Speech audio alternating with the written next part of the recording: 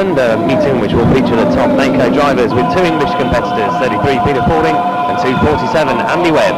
On the starters' orders for the 15-lap Heat 1 over on the back straight. There goes the checkered flag. That's the equivalent of the green flag. Straight away into the lead is number 73, Chris Peters, down the lane stretch.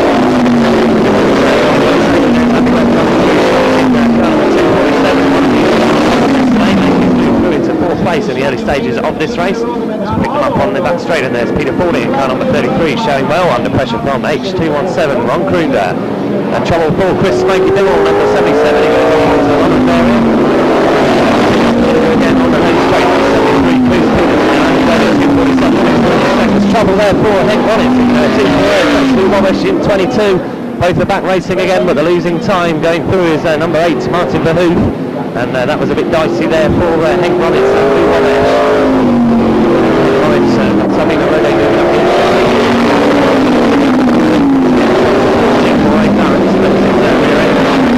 We've lost Jeep van der Werf in car number 2 to 8. He's facing the right way on the Arca as the pack goes roaring through on the inside. And van der Werf rejoins right at the back of the pack in car number 2 to 8. There's Andy Webb, 247, still in second place, and we've lost car number 3 now in the shot with the Arco. It's Peter Fording, 33, went through shot, and Peter Fording moving very well in the early stages of this Heat 1 1992 Mainland European Championship.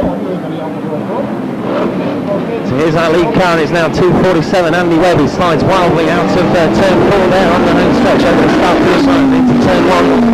247, Andy Webb is in the lead with 33, Peter Fording in second place. So already in Heat 1 here, it's an English 1-2. Top driver Andy Webb, 247, leading 33, Peter Fording, with number 8, Martin Verhoef in 3rd place, and H217, Ron Kruger in 4th. Andy Webb starts another lap over the start finish line into turn 1. Peter Fording in 33, closing up. He's right over to one side in a total to get to the 247 car. Smoking those tyres over the back stretch. H217, Ron Kruger, the world long track champion, is in 4th place, with Bert Kaiser number 10 in 5th. And now Peter Fording in 33 is moved through into the lead. His English counterpart 247 Andy Webb. There's Peter Fording, the European champion. Just gone, he lost that European championship 2 weeks ago at Henson Raceway, trying for the first European title of the year over in Holland. So that's car number 33 in the lead, with number 8 Martin Verhoef moving through into second place. That's 247 Andy Webb on the home straight. English drivers in 1st and 3rd in Heat 1 this afternoon. There's Peter Fording, car number 33. Straight pulling out with good lead over number 8 Martin Verhoef. He's certainly the fastest thing around Ghent today. But Andy Webb being 247 that once again, and now we move to the 4th. On the home stretch, Andy Webb trying to come back into turn 1 there, but he just snaps on the brakes and moving through into 3rd. Going to pick up our leader again, and that's Fording with number 8 Martin Verhoef in 2nd place. Ron Kruger in 3rd. Well, with Bert Kaiser's moved through now into 4th, with Andy Webb 247, the only race leader dropping back down the placing. That rubber, and pulling away too smartly from number 8 Martin Verhoef. Still not quite used to the halfway stage of this race. Andy Webb 247 definitely staying down there in the good place. Meanwhile, Peter Fording up front now, turn 4 onto the home straight to start another lap in car number 33. Just coming up all the way back to the last area, right down the outside of the track. I think up Peter Fording 33 on the back stretch. Number 8 Martin Verhoef still in 2nd spot, but not making any impression on the leader. H217 Ron Kruger, the world champion in 3rd place. Well, just being picked up there by that marker. 31 Sabina Rode. Peter Fording moves up the inside in car number 33, so puts that marker between himself and the 2nd place car, just by number 8 Martin Verhoef. Now Peter Fording in 33 is in amongst traffic over on that stretch. He's got a couple of back markers to stay closely, which could well give Martin Verhoef the chance to use to close up on the 33 car. There's Verhoef just moving inside Sabina Rode, followed by H217 Ron Kruger. Also 4th place car, which is number 10 Bert Kaiser. Peter Fording puts back markers behind him on the back stretch, and there's a change for 2nd place with 217 Ron Kruger moving up the inside of number 8 Martin Verhoef. Still 2 back markers between himself and those leader number 33 Peter Fording. So now it's 217 Ron Kruger that leads the NACO charge to catch the Flying Englishman at the front of the pack. That's 33 Peter Fording over on the back straight to this strangely shaped Ghent track. In fact, it's a square track, but 4 turns up to do it straight between each one of those turns. And Peter Fording tries to master, but 33 Peter Fording is doing just that at the moment. in the lead, a tap on the bumper of car number 44 there. That's lap down. Bumpers going in there from Martin the Hoop in number 8. He's trying to shoot run through the 217 out of the way, but he's only conceding himself a place. Kaiser moves through into third place. It looks like we've had the checkered flag with Peter Fording winning Heat 1 of the 1992 Mainland European Championship in car number 33.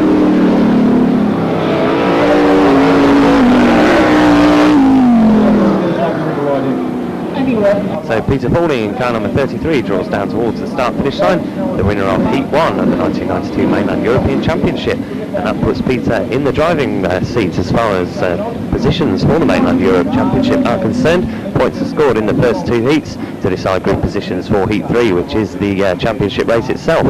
And down on the start-finish line there you can see Andy Hodgson, who drives number 272 back in England, acting as a mechanic for 33 Peter Fording over here in Ghent today.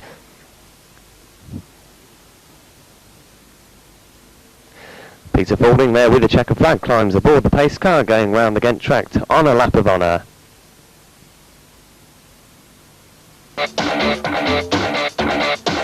And we're ready to go with the full and confirmed results of Heat 1. And that of course was won by number 33 Peter Fording.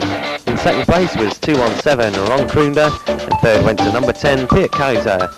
In fourth was number 8 Martin Verhoeven. Fifth place went to 247 Andy Webb. In sixth was number 22 Lou Wabesh. Seventh place went to 77 Chris Bimmel.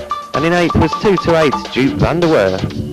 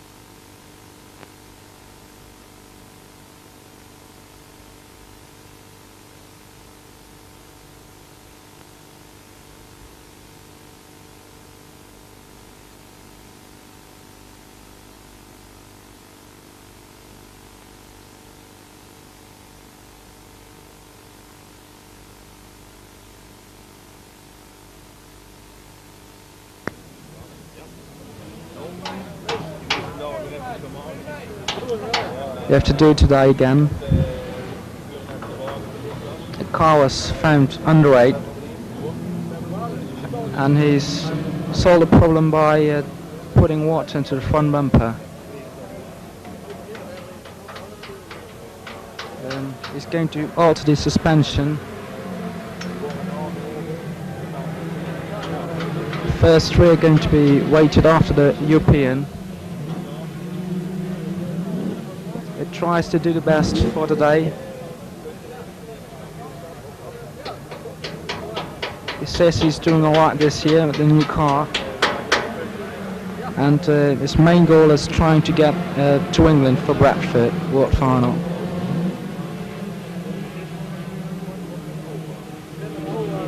He's working on the old car again to get it prepared for the shale tracks. He's not sure what's going to happen today.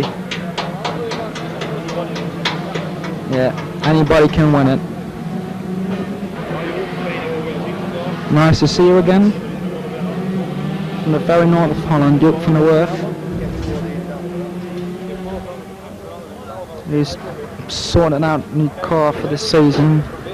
changing everything, back suspension, front suspension. Yeah, he's only going to race Barlow and Gendt this year. He's trying to do... He's not sure about today. It's very hard.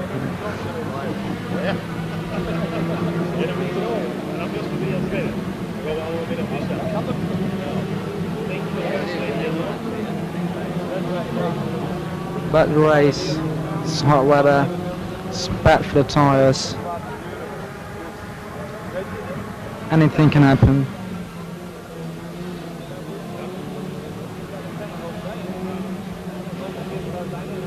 Yeah, he hopes to be in the first 5 for the national points in Holland. But try his best to do it.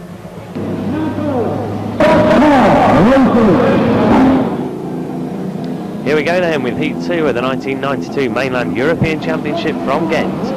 And this of course is the second heat to decide qualifying positions for the European Championship, which is the next race on the NACO stock car racing programme. We're coming under Starler's orders on Heat 2. Peter Pauling 33, the winner of Heat 1, already assured of a good grid position, and there goes the green flag, and it's 240 that moves straight through into first place, followed through by car number 44 with number 3 in third place down the back stretch for the first time. Ronitz 240 goes slightly wide, which allows the 44 car to come up the inside as we move on to the home straight at the completion of lap 1. Duke van der Werf 228 moving through into an early third position. And it's Ronitz 240 that takes him over the line on lap 1. Duke van der Werf in 228 trying to move through into second place. Blue Wabash 22 also involved, but getting caught there and spinning wildly across the track. So that puts Wabash in the 22 car down off the pace, and it's still Henk Ronitz 240 that leads the race. 247 Andy Webb under pressure for a number 27 there down the places. About 56 places. 240 Henk Ronitz still leads. 228 Duke van der Werf in second place. No casualties yet at this early stage. Peter Pauling 33 making progress from the back as he moves up the inside of number 77 Smoky Bimmel. Back up the front is 228 Duke van der Werf going on a very wide line there on the dust on the outside, and indeed van der Werf spins out of the lead in the 228 car. It's 240 Henk Ronitz that goes through to lead once again in Heat 2. With 22 Lou Wabash moving through into second place. Andy Webb 247 is a slow mover here on the outside of the raceway, and it's still 240 Henk Ronitz that leads over the start finish line with number 22 Lou Wabash in second place. Peter Pauling 33 moving through the places. He's knocked off about 4 from the back there, and he's still lying in about 9th or 10th place, but making good progress. And there's a wide runner here right on the home straight, but moving back up to the front.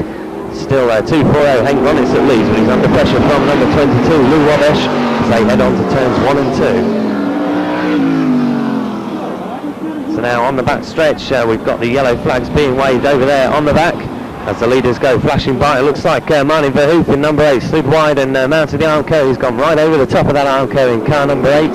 So the yellow flag's coming out and making sure the driver is all okay. But quite a dramatic incident there over on the back stretch as the number 8 car took off and launched itself right over the Armco.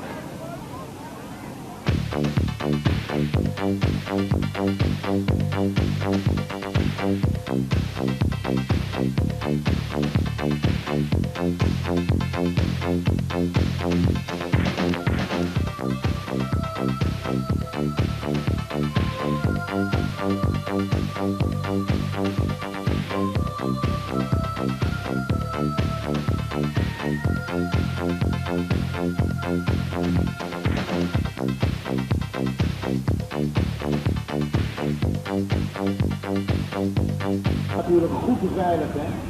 Ze zitten als het ware helemaal in een kooi in een 4-put-schoidel. We have a close-up of the number 8 car. Doesn't look like there's much superficial damage to the car, but it certainly must have affected the driver somewhat, launching himself right over the Armco.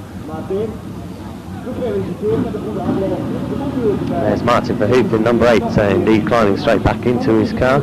Looks like he'll try and get racing as soon as possible after that dramatic incident over on the back straight.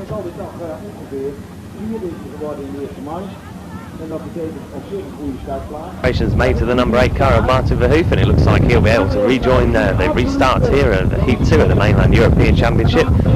Obviously anxious to get straight back into the action after the Jurassic backstraight incident that caused a stoppage in Heat 2. And the driver all okay down there on the track.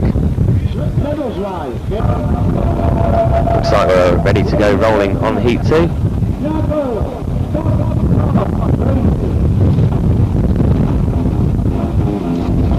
Heat 2 is away and rolling. Once again, points scored towards Heat 3, the Mainland European Championship, to decide grid positions. Peter Balding in the lead at the moment after his win in Heat 1.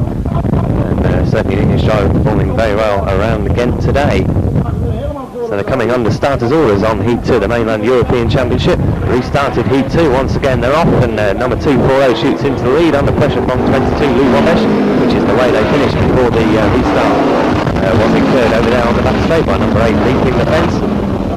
33 Peter Falling already up into a good position there, putting the pressure on the world long track champion H217 Ron Kruner down the back stretch. And Falling just getting close to the 217 car. Certainly Kruner can see the 33 car leading large in his mirrors, and 228 Duke van der Werf goes on a wide line there, which allows both H217 Ron Kruner and 33 Peter Falling to pass him. And now those two cars move off in pursuit of number 27 Jack Bout, and they're in about 4th and 5th spot on Heat 2. Heat 2 still is led by 240 Henk Ronitz, although it looks as I speak that 22 Lou Wabesh has gone through to lead Heat 2, and that puts Ronitz down to 2nd place, and further back down track Ron Kruner in 217 has now moved through to 3rd, which allows 33 Peter Falling up to 4th. That's a very good place for a 33 car, enough to shorten a good position at this stage of Heat 2 for the Mainland European Championship, the next race on the card. Heat 2 at the moment is led by 22 Lou Wabesh in the yellow and black car. He's over on the back stretch. Moving on to turns 3 and 4 with 240 Henk J. Ronitz in 2nd place, H217 Ron Kruner in 3rd, and 33 Peter Falling in 4th place. Certainly Falling has come to terms with the weirdly shaped Ghent track. He's visited here once before and did fairly well, but I don't recall him winning a race on that occasion. 22 Lou Wabesh in the lead with 240 Henk J. Ronitz in 2nd place. 217 Ron Kruner driving very quickly in an effort to get with the Ronitz car. Ron Kruner's in 3rd place. Peter Falling in 33, dropping back slightly in 4th. Ron Kruner 217 moving through into 2nd, past Henk J. Ronitz in car number 240. And now he sets off in pursuit of our race leader, which is 22 Lou Wabesh. Kruner indeed got a lot of work to do to catch the 22 car, which is flying away in the lead. So that's Lou Wabesh, our leader, on the home straight, and across over the start-finish line down in towards turn 1, start of another lap. Henk Ronitz in 240 goes wide, which allows 33 Peter Falling through into 3rd place. Looks like he's followed by Peter Kaiser. Kaiser moving through into 4th. So our top 3 are 22 Lou Wabesh in 1st, 217 Ron Kruner 2nd, and 33 Peter Falling in 3rd place. Wabesh smoking his tyres. You can probably see the car of 217 Ron Kruner in his mirrors. He's trying to get away from the 217 car, but there's no doubt that Kruner is closing in that 2nd place. Peter Falling 33 is under pressure from number 10 Peter Kaiser, and that's the battle for 3rd. And further down the charts, the battle for 5th place, 27 Jack Bouk and 228 Duke van der Werf. Peter Falling sliding around that bend as he does on the shell race days in England, trying to get with the top 2, and that top 2 are now very close. It's 22 Lou Wabesh under pressure from 217 Ron Kruner down the back stretch. Now Kruner gives Wabesh a tap into turn 3, and Wabesh pulls wide, and that's our new race leader of Heat 2, H217 Ron Kruner. But now there's trouble and Kruner's gone. Lou Wabesh winds it up and sends Kruner right out of Heat 2, and that puts 33 Peter Falling into the lead of Heat 2 in the Mainland European Championship. And Lou Wabesh has gone from the race, and Ron Kruner 217 trying to get restarted, which indeed he does, but he's lost a lot of time. And now Englishman 33 Peter Falling leads Heat 2. Lou Wabesh obviously didn't take kindly to being passed by Ron Kruner, and he wound it up on the exit of turn 4 and took both cars into the Armco, and he rejoins right in front of the race leader, and there's 1 lap to run in Heat 2 of the Mainland European Championship. And Peter Falling 33 been handed the lead on a plate, although Peter Kaiser's close on the last lap in car number 10, although it doesn't look like he'll be close enough to affect the outcome of the result of Heat 2. On turn 4 for the last time, 33 Peter Falling wins Heat 2 of the 1992 Mainland European Championship. So that's a double race victory for the Englishman, which will guarantee him pole position in Heat 3, which is the European Championship here at Ghent Raceway. The drama indeed in the closing stages as Lou Wabesh 22 and 217 Ron Kruner tangled. Dutchmen doing themselves in, which allowed Englishman Peter Falling through to win Heat 2. there's 33 Peter Fording on a lap of honour after winning Heat 2, following up his earlier victory in Heat 1. So that's 2 victories out of 2 for the driver of the 33 car, Peter Fording.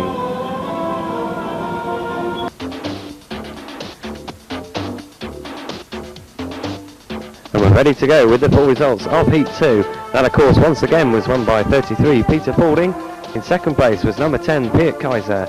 Third place went to 228 Joop van der Werf. In fourth was number 27 Jack Valk. Fifth place went to number 8 Martin Verhoef. In sixth was number 240 Henk J. Ronitz. Seventh place went to 77 Chris Bimmel. And in eighth was 217 Ron Kroonder.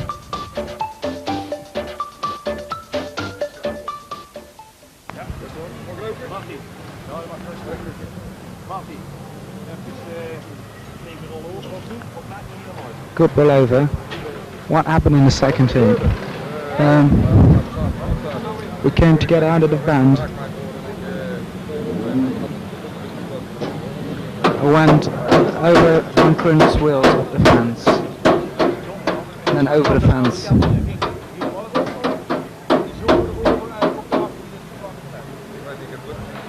I saw air, I saw sand, but I can't remember the rest.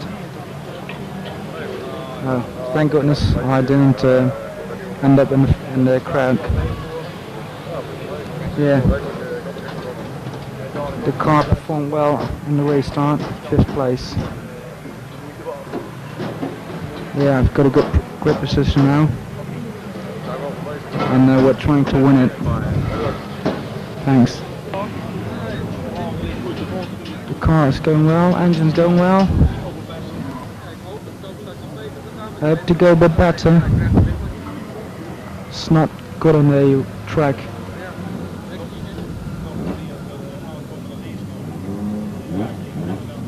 Hope that the tyres get better in the next race. Try to do a bit altering in the suspension, and I hope to be more up front next race.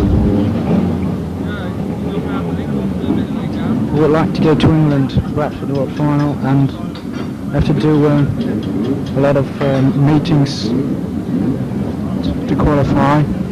I'm 6th at the moment, so I hope to qualify.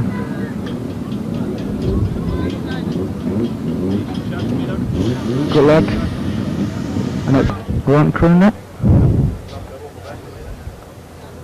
What happened in the second year with low with us? He just T-boned me, the 4th band, on the second row, the European race. I'm happy with my place on the grid now, and I try to do my best. Second place in the Euro at Hattersford. Everything went alright. I was very pleased with the result.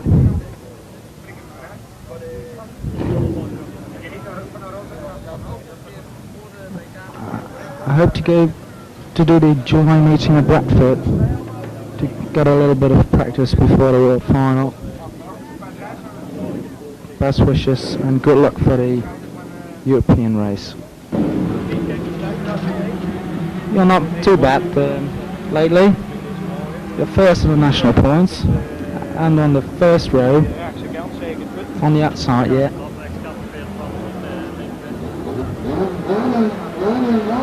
Just have to wait and see what happens with Peter falling in the front row.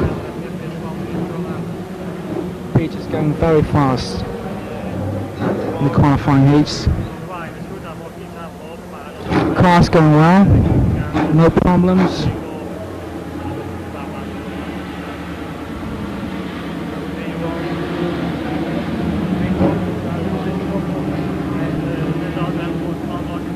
In the Row 2 car there's a small block and a big block in the Formula 1.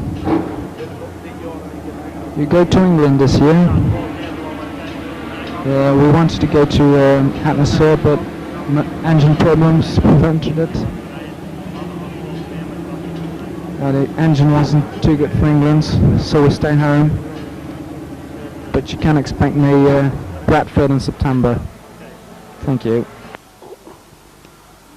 We're about ready to go then with race 3 on today's card, and that is the Mainland European Championship for 1992. And there's Peter Faulding in car number 33 inside pole position, and alongside Peter it's number 10 Piet Keizer. That's the front row, and then it's Ron Kroener on second row with Duke van der Werf 2 to 8 alongside. It's Martin Verhoef, number 8 on inside row 3. Martin, of course, who leapt across the fence in our last race, and Jack Valk accompanies Martin on outside row 3. So Peter Faulding then, a firm favourite to take the Mainland European Championship this year. Pole position after 2 race victories already at Ghent today.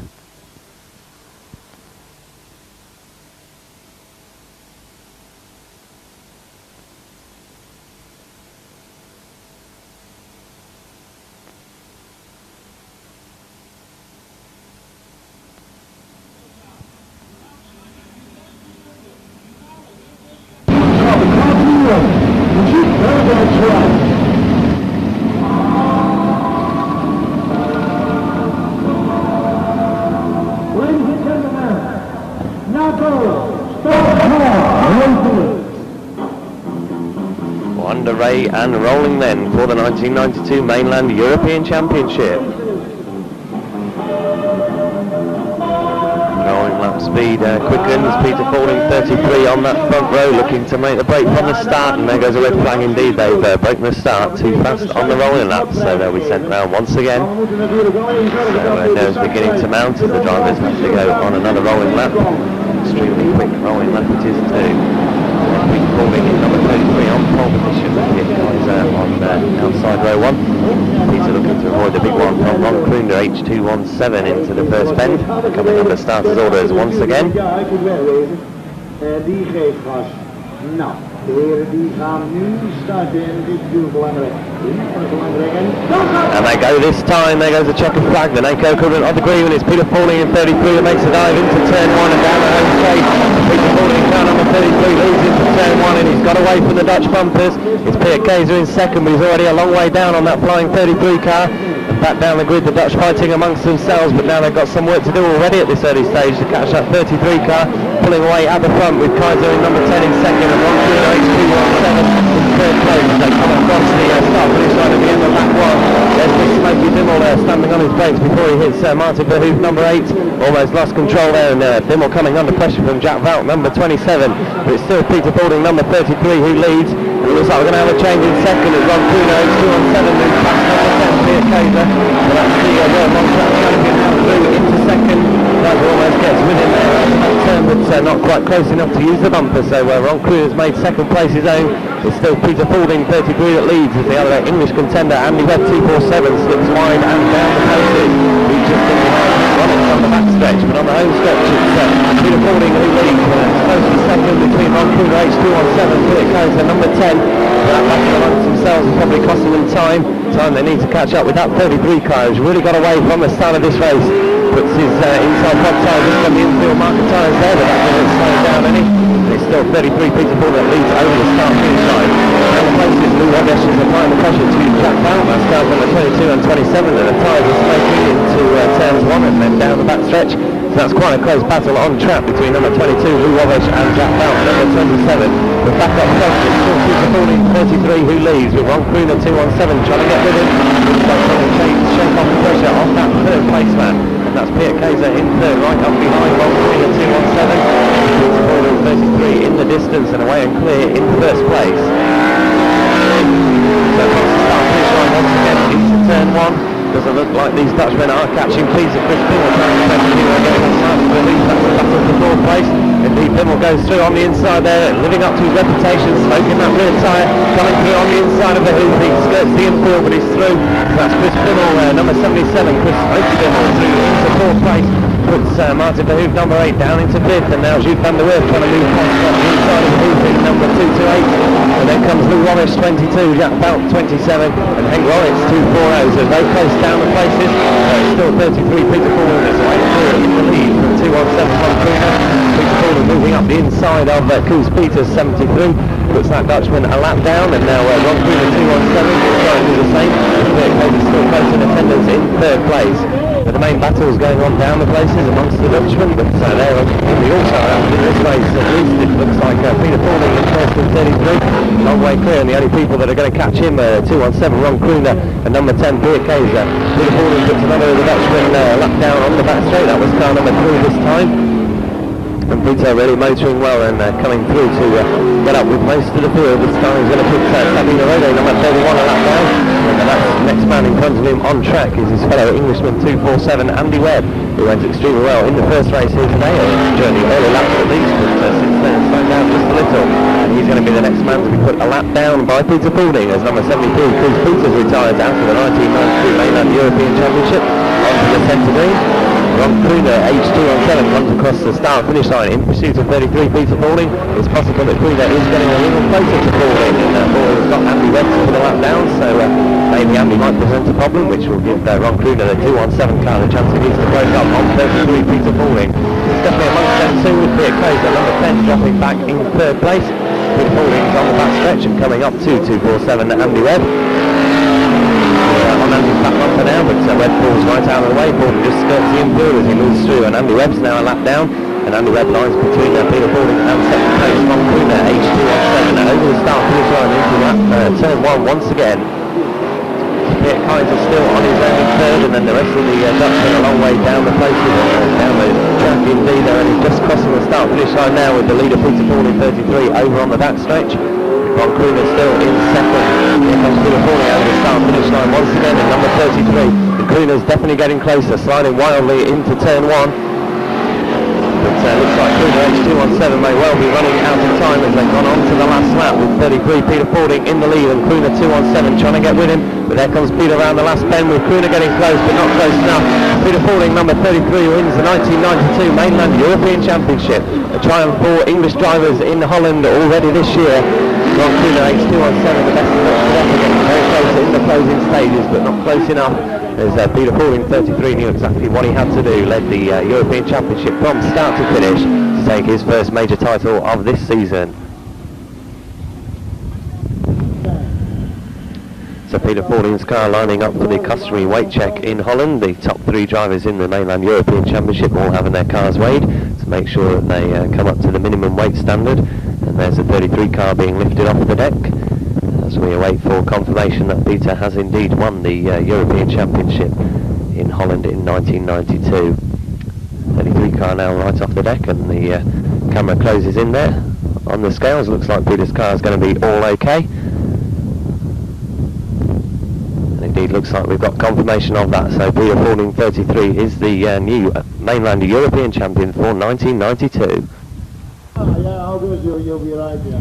So it's Peter Fording, driver of car number 33, down on the start-finish line, receiving a customary interview for the race winner, and also rather a large trophy, the new Mainland European Champion for 1992. Peter being asked about his World Championship plans for this year, and of course indicating that he wishes to win that one just as much as he wishes to win this one today. And there's Peter showing off the trophy to the crowds gathered down on the start-finish line. And there's Ron Kroener, number 217, who came second in the European Championship, also being interviewed down on the start-finish line before the top 3 head away on their lap of honour.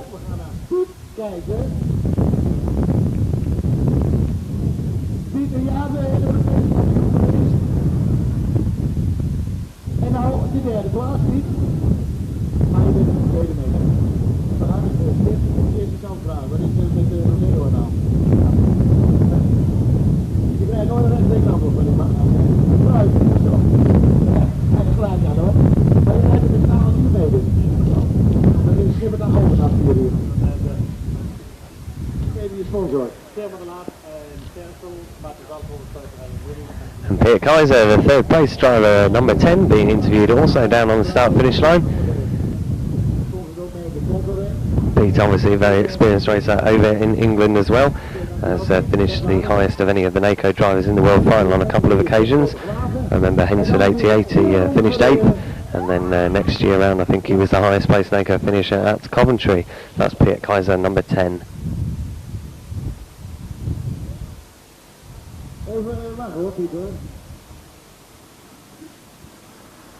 Oké, op de startkaart heren voor de eerste ronde. En dan natuurlijk, dames en heren, voor de Europese kampioen Piet Valding, maar natuurlijk ook voor Ron Kroner, Piet Keizer. Uw applaus en muziek van Hemelvaartsdag geluid. So there the top three head away on their victory lap. In third was number 10 Piet Keizer, second place went to number 217 Ron Kroner, and the new European champion, the mainline European champion for 1992, Englishman 33 Peter Falding.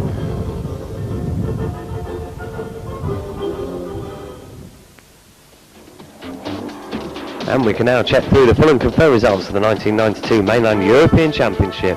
And the new European champion is of course number 33 Peter Falding. Second place went to 217 Ron Kroner, and in third was number 10 Piet Keizer. In fourth was 77 Chris Bimmel. 228 Joop van der Werf came home in fifth, and sixth place went to number 22 Lou Wabesh. In seventh was number 27 Jack Valk, and eighth place went to 240 Henk J. Ronitz.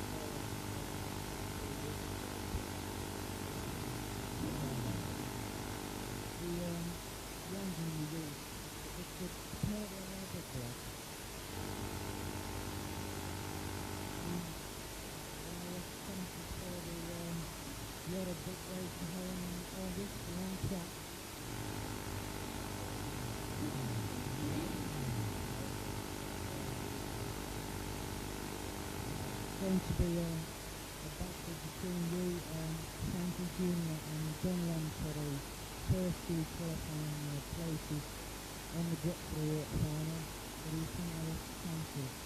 Just race, no chances to get higher in the national cup.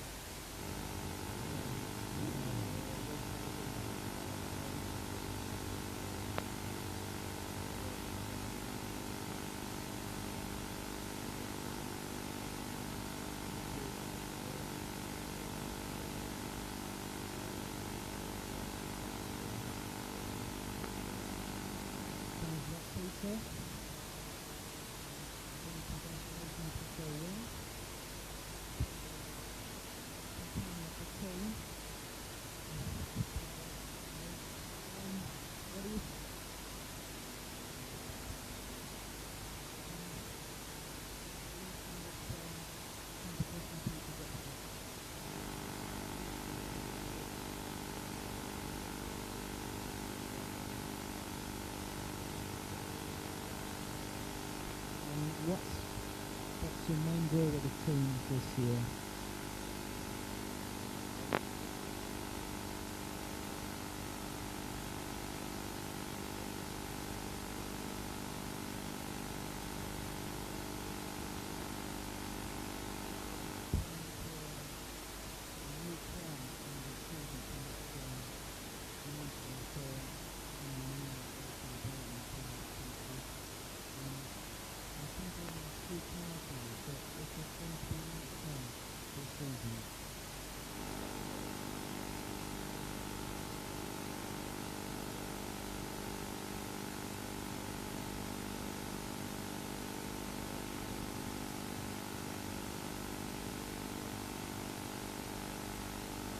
Thanks a lot. I'll go for mechanic or maybe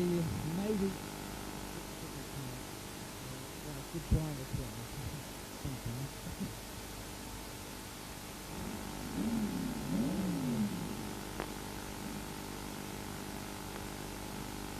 And Andy, not from Roslyn, but from Northfield, in the West Yorkshire. Yeah, and we've got engine trouble this time in the season, and at the season go so far.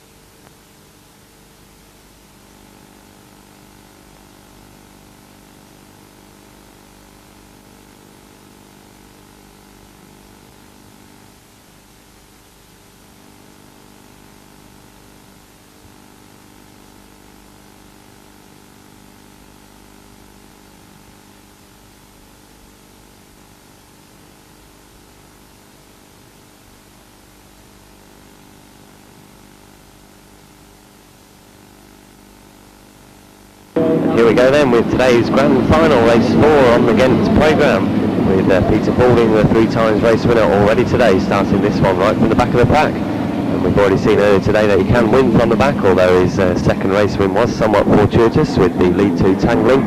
Although the first one he made look very easy, and he started both of those right from the back of the pack. That's Peter Paulding, car number 33, the new mainland European champion, as the checker flag is waved at the beginning of this race, with Koos Peters, number 73, moving straight into the lead from his outside front row there. Several cars taking a wide line right on the outside of the track, bringing up the dust down the home straight for the first time, as indeed Koos Peters does down the back stretch.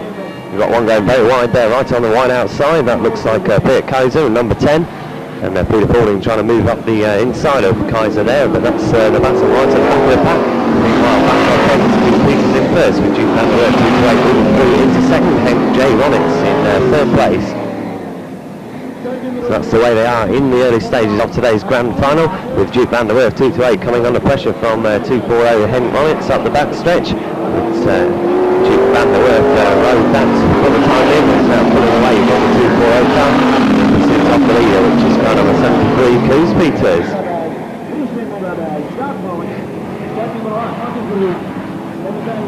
At the back of the pack, Martin Verhoef, number 8, moves through the inside of Jack Balk. We have a yellow flag waving down here on turn 1. That's where a car has just gone into the fence, but no problem for the race leader, and that's 73, Koos Peters, who's now coming under pressure from 228, Duke Van der Werf, as they move past the dead 74 car. And Jack Balk, number 27, moves up the inside of one of his Dutch counterparts, but that's the battle down the places once again. Meanwhile, up front the leaders change with 228 Duke Van der Werf going through up the inside of Koos Peters, number 73. And Lee Peters loses out once again as he drifts wide on the exit of turn 1. And 240 Henk J. Ronitz comes through into second place in today's grand final. Peter Paulding, meanwhile, down the places, battling with Martin Verhoef, number 8, and Smoky Chris Bimmel, number 77. And those two Dutchmen delaying somewhat in his progress through the places, although Paulding and 33 have moved up the inside of Chris Bimmel. He drifts wide and allows Smoky drifts wide and allows Verhoef and Jack Balk in number 27 through the places past him. And now Martin Verhoef in number 8 is putting the pressure on number 33, Peter Paulding. Once again though, these cars are down the places. Paulding is catching up to the early race leader, Koos Peters, number 73. But the new race leader is still Duke Van der Werf in 2 to 8. Some way clear of Peter Paulding, the main English challenger, in car number 33, with Henk J. Ronitz in second place. In car number 248.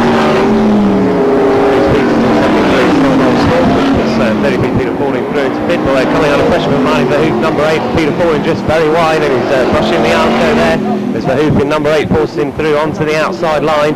And Peter Pauling in car number 33 has lost 2 places. As Smokey Fitzgerald in 77 takes advantage of the clash between number 8 and number 33 cars. Moves through past, but indeed Peter Pauling 33 on the home stretch. Moves past Chris Bimmel and sets off in pursuit of Martin Verhoeven once again. Anxious, I'm sure, to repay the compliment that saw him drop down the places. And probably out of contention for today's grand final as the lead car is some way clear of Peter Pauling. Those lead cars are 2 to 8 Jules van der Werf, number 10 Piet Kaiser, and Henk Jacobs down in 3rd place. So Piet Kaiser, who finished 3rd in the mainland European Championship, and worked his way through the pack, coming up to try and pressurise the leader, and that leader is Jules van der Werf. It's very close on the home straight and into turn 1, with Kaiser putting the pressure on Jules van der Werf number 2 to 8.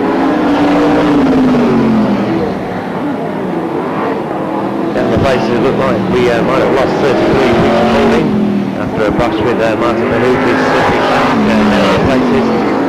Quite a few of the Dutchmen moving past him. It looks like Peter's out of the running for today's grand final. Meanwhile, up front we've had a change, and Jules van der Werf number 2 to 8 has slipped to 2nd place, with Piet Kaiser number 10 moving through into the lead. And Kaiser indeed from the power down and pulling right away from the 2 to 8 car, trying to make today's grand final all its own in car number 10. Over the start finish line into turn 1, that's our race leader, Piet Kaiser in number 10. Jules van der Werf 2 to 8 in 2nd place. So the lead 2 on the back stretch, with Kaiser coming into turn 3. Jules van der Werf trying to get with him. Peter Pauling in turn 3 really is in trouble in the closing stage of this race. He's gone on the wide outside again to be passed by 247 Andy Webb. So the Englishman together on track, but Peter Pauling, the one I'm sure, is not happy to be there. Nearly at the back of the places, and goes very slowly indeed in car number 33. But maybe Peter has done enough winning for one day. Of course, he's won 3 races today. There was the 1992 Mainland European Championship. Looks like we're heading on to our last lap for the race leader, number 10, Piet Kaiser. Don't forget, this is the grand final, so Kaiser looking good to take the grand final here at Gendt today. 2 to 8 Jules van der Werf in 2nd place, but some way down on the race leader is on the home straight to receive the checkered flag. Number 10, Piet Kaiser, wins today's grand final. Number 2 to 8 Jules van der Werf in 2nd place. Looking down the line for 3rd, and it was very close with Henk Ronitz 240 just coming through, and then being spun out by 4th place finisher number 27 Jack Valk. So it looks like Henk J. Ronitz did in fact snatch that 3rd place before being spun out after the flag by the number 27 car. But our winner today was number 10 Piet Kaiser.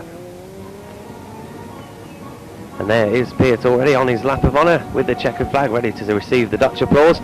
The first Dutch win in the stock car division at least, so the fans will be very pleased about that, with the earlier race winner of the day, Peter Pauling 33, finishing well down the places.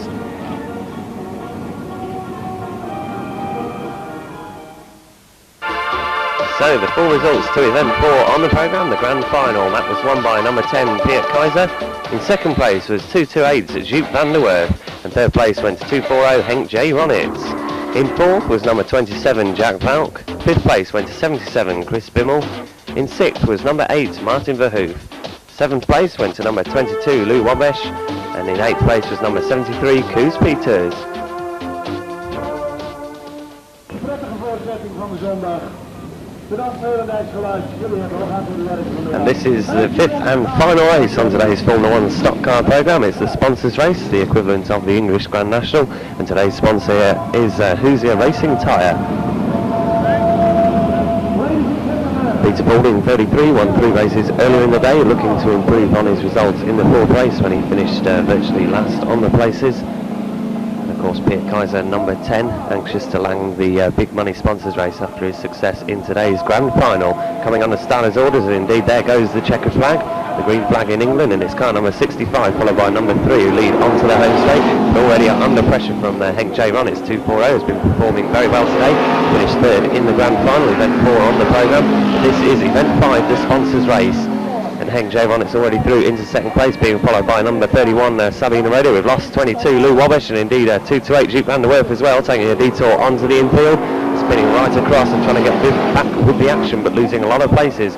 Looks like we have lost Lou Wabesh 22 for the entirety of the race. Indeed, he's bailing right out of his car, and Henk J. Ronitz 240 leads the sponsors race with 31 Sabine Roder in 2nd place. Peter Pauling 33 just moving through 1 place from the back past 77 Chris Smokey Bimmel, a long way from the battle for the lead, which is between Sabina Rode, number 31, and Henk J. Ronitz, number 240.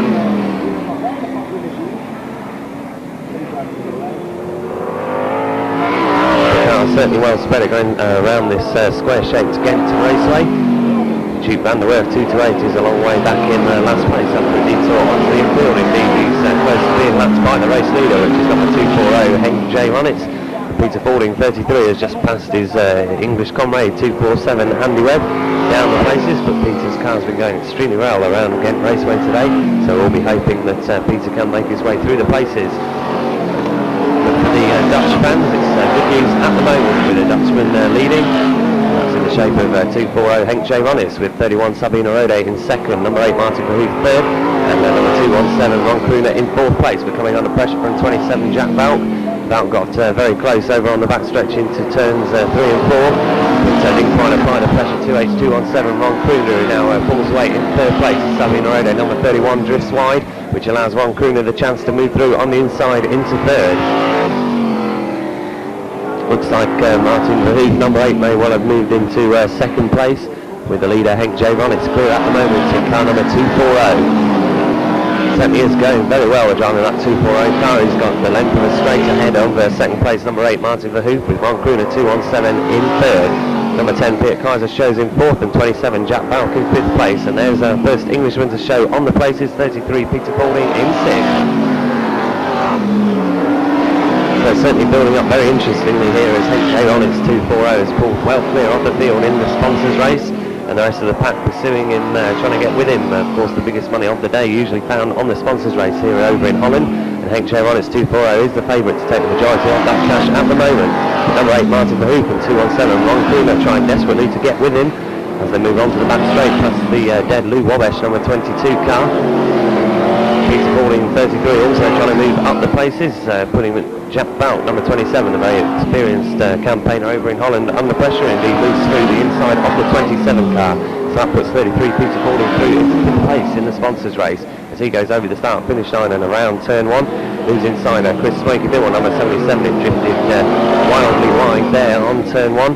But Peter Fording a long way back on the leader, and that's number 240 Henk Ronitz, who's just gone over the start finish line, with Peter Fording found over on the back stretch. And Henk Ronitz, as I said before in this race, is really putting on a show for the crowd, pulling away in the lead with Martin Verhoef, number 8, and number 217 Ron Kroener trying to get with him in second and third places.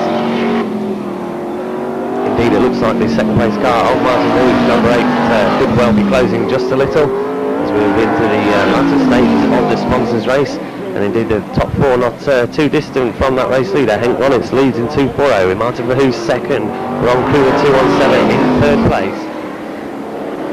Now back markers coming into play. There's 3 back markers on the home straight, which the race leader's got to negotiate, and that's given Martin Verhoef, number 8, the chance to close, and it's now very close for the lead with Martin Verhoef moving through to challenging number 8 and going straight past Henk J. Ronitz 240, and indeed Ronitz loses 2 places as Ron Kroener follows Verhoef through, and it's very close in the lead between these two, Martin Verhoef number 8 and Ron Kroener 217 as the dust flies as they skirt the infield and across the start finish line onto turn 1. And there's 2 laps to run in this sponsors race. Very close for the lead as Ron Kroener 217 moves through the inside of Martin Verhoef number 8, lent on the number 8 car in the top 4 all together on the back stretch. Ron Kroener 217 in the lead from Martin Verhoef number 8 as they come round turn 4, and this time the 1 lap to run board showing on the home straight for 217 Ron Kroener.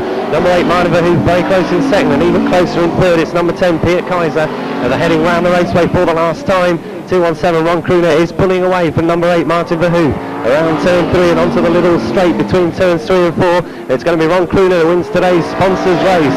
217, the world long track champion, takes the checkered flag. Very close though with Martin Verhoef number 8 in second. It looked like Peter Kaiser number 10 in third place. It's quite an exciting finish to the sponsors race there with the top 3 in Holland all battling together around the last 2 laps. And Ron Kroener 217 coming out on top as he so often does here over in Holland. I can now give you the confirmed top 5 places in today's sponsors race. In first was number 217 Ron Kroener. Second place went to number 8 Martin Verhoef. And in third was number 10 Peter Kaiser. In fourth place was a long time race leader 240 Henk J. Ronitz. And in fifth was the first Englishman to show 33 Peter Fording.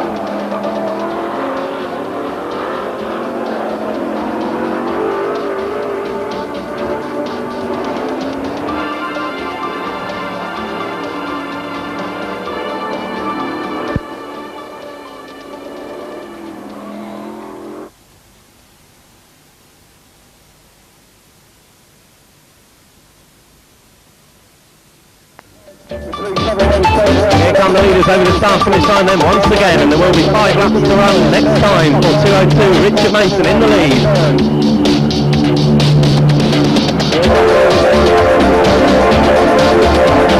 On a very dry track, it's the 2 yellow tops that lead the way with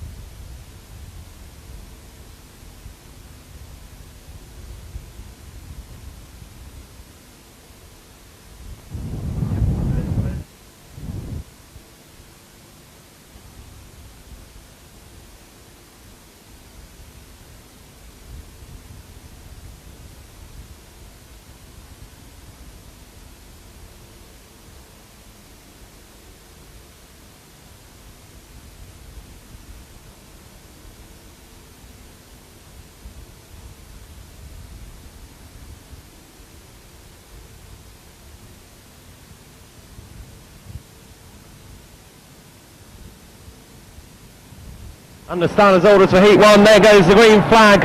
18 Brisker Formula 1s away and racing on Heat 1 World Championship qualifying round action. Led into turn 1 by 139 Stuart Smith, moving up the inside of number 40 Steve Smith, and Craig Smith, just as he did last month, 407 goes in with a crunch at the end of the home straight, and he's hooked up on those wires.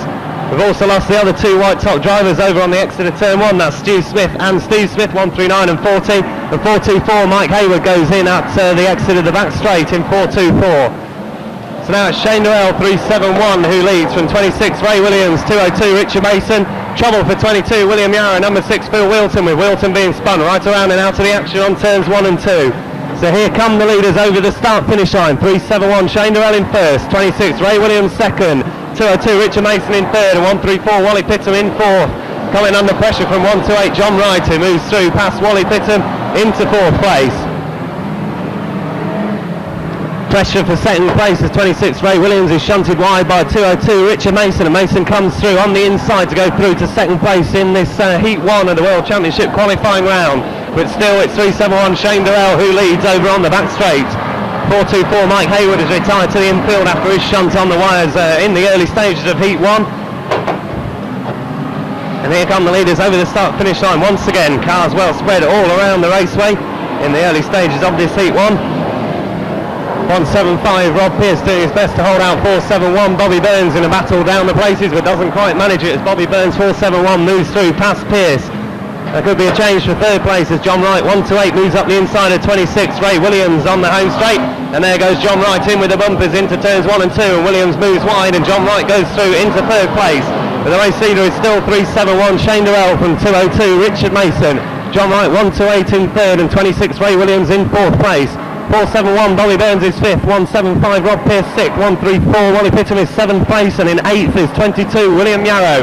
It's the top 8 places on the charts that qualify for tonight's grand final, event 5 on the programmes, and that's the top 8 at the moment, although William Yarrow is shunted out of 8th place and into the wires by 203 Danny Clark, and the lead is now in dispute between 371 Shane Durrell and 202 Richard Mason, with Durrell just holding out Mason as they go on to the back straight, with John Wright in a solitary third in 128. And the lead could be about to change as Richard Mason 202 puts the pressure on 371 Shane Durrell, and it is the halfway stage of Heat 1. That's the way they are at the halfway stage, with a battle for the lead between 2 yellow top drivers, 371 Shane Durrell who's drifting wide, and 202 Richard Mason who's coming through on the inside. As they go across the start finish line, Mason takes the lead in car number 202 at the halfway stage of Heat 1, with 371 Shane Durrell trying to put the pressure on in second, and John Wright 128 trying to get with them in third. First red top driver to show is 471 Bobby Burns. Here come the leaders over the start finish line then once again, and there will be 5 laps to run next time for 202 Richard Mason in the lead.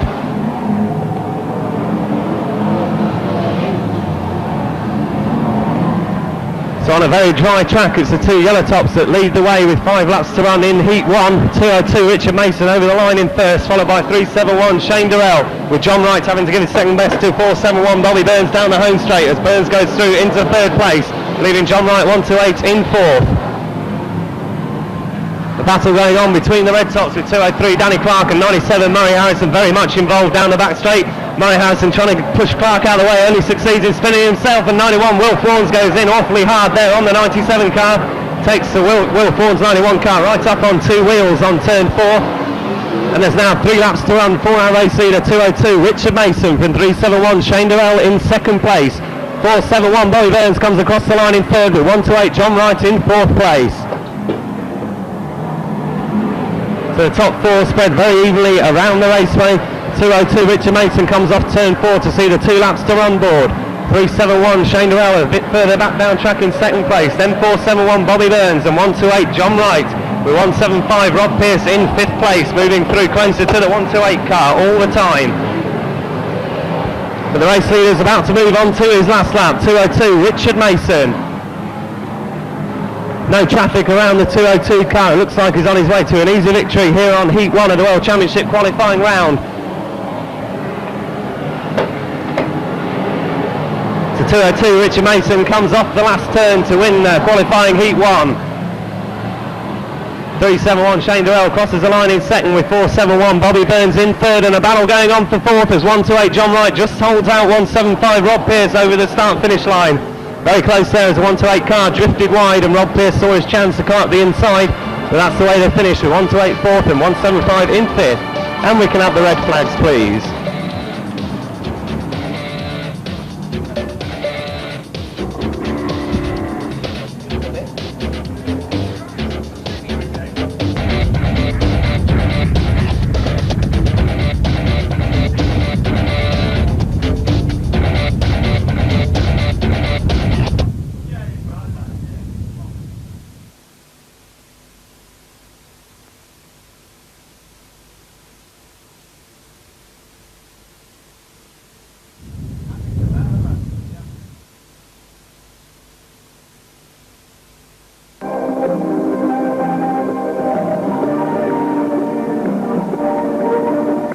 There goes the green flag on the qualifying World Championship qualifying round action. And already it looks like we almost lost 436 Richard Knight, who drifted very wide on turn 4. And he's away and racing over the start finish line again, taking Chris Cook 460 right out of the action.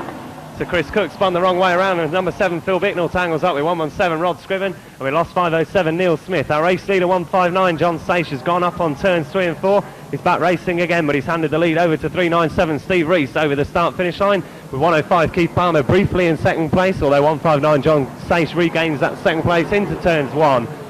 Neil Smith 507 has bailed to the safety of the outside track from his stranded 507 car. And our lead car, 397 Steve Reese, is struggling to get round turns 3 and 4, with John Sage 159 catching him in second place. So there's the lead 2 cars over the start finish line. Already showing well from the red tops is 55 Bert Finnegan, moving through into 5th place, and trying to shift 105 Keith Palmer out of the way to move through into 4th, having a bit of trouble getting round that white top driver at the moment, as Keith Palmer 105 defends his 4th place down the back straight. Almost takes Bert Finnegan onto the infield, and now Rob Cowley 73 is having trouble getting round him. We've got a big pile up there on turns 3 and 4, which briefly captures 33 Peter Faulding, costs him a lot of time. The main people in trouble up there were number 50 Victor Jordan and 215 Jeff Nichols. Number 7 Phil Bicknell is briefly in trouble by the pits Ben Wires in car number 7, and 460 Chris Cooks looking for a gap in the traffic to rejoin the racing action in 460. So our race leader is still white top driver 159 John Saish. Big bumpers going in here from 33 Peter Faulding, a shift number 2 Paul Harrison right out of the way into turn 1, and Paul number 2 trying to get with Peter down the back straight to return the compliment into turn 3, but he's not going to get close enough. And Richard Knight 436 crunches the wires, a big shunt up there by the pits turn involving 212 Frankie Wayman, number 50 Victor Jordan, and 362 Lionel Shaw. Looks as though 105 Keith Palmer could also be involved up there on the pits Ben Wires. It's causing trouble for cars getting through the traffic, but our race leaders come through, and that's 159 John Saish. 55 Bert Finnegan has made his way through to second place on lap 6 of Heat 2. It looks like Rob Cowley in 73 is in third, but still a white top leader of Heat 2, 159 John Saish. The trouble up on the pit turn sorting itself out. Looks like we just left 105 Keith Palmer stranded up there on the exit of the back straight. And the lead could be about to change hands in the next few laps up on the back straight. 159 John Sage currently leads, but 55 Bert Finnegan getting very close into turn 3. Close enough to give 159 John Sage a tap on the exit of turn 4. And although Sage is holding his line, he pulls across on the home straight, and 55 Bert Finnegan gets through at the halfway stage. So John Sage 159 closes the door around turns 1 and 2, and once again on the exit of turn 2. And now Bert Finnegan gives him a nudge up the back straight, but still 159 John Sage defends his lead. The white top driver 159 really doing well to defend his lead, and still leads onto the home straight.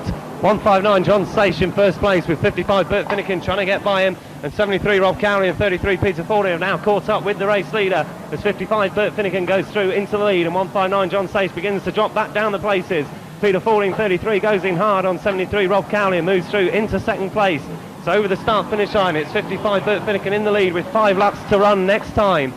5 to run for 55 Bert Finnegan when he comes around the pits turn this time, with 33 Peter Fording losing ground in second place and 73 Rob Cowley in third. 159 John Sage still holds fourth place from number 2 Paul Harrison, and 2 on 2 Frankie Wayman Senior weighs in fifth. So there's your race leaders with under 5 laps to run on the back straight. 55 Bert Finnegan and 33 Peter Fording, first and second in heat 2 of tonight's World Championship qualifying round. John Sage 159, the early race leader, dropping back down the places. He's now in 6th place. And Bert Finnegan 55's gone wide on turns 1 and 2, and 33 Peter Fording goes through to lead heat 2, but he's under pressure from Bert Finnegan down the back straight. And Finnegan 55 tries to get with Fording 33 around turns 3 and 4, and this time they're looking at the 3 laps to run board. That's 3 laps to run for the race leader, 33 Peter Fording, with Bert Finnegan 55 right behind him around turns 1 and 2, and a little way down in third it's 73 Rob Cowley.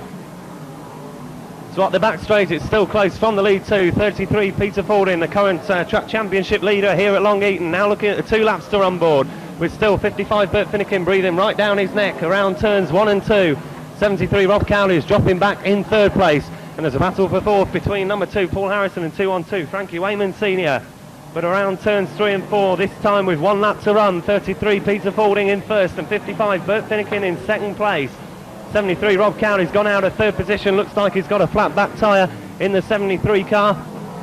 So he's dropped down to 5th place as our race leader 33 Peter Fording pulls away from Bert Finnegan 55 around turns 3 and 4 for the last time, and this time it's a checkered flag for Peter Fording 33 from 55 Bert Finnegan in second place. Looks like number 2 Paul Harrison's made his way through into third with 2 on 2 Frankie Wayman in fourth.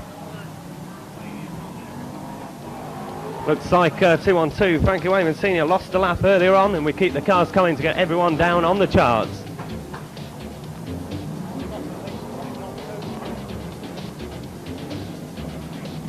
We still keep them coming to get all the drivers down on the charts, still places to be won. Okay, we can have the red flags please.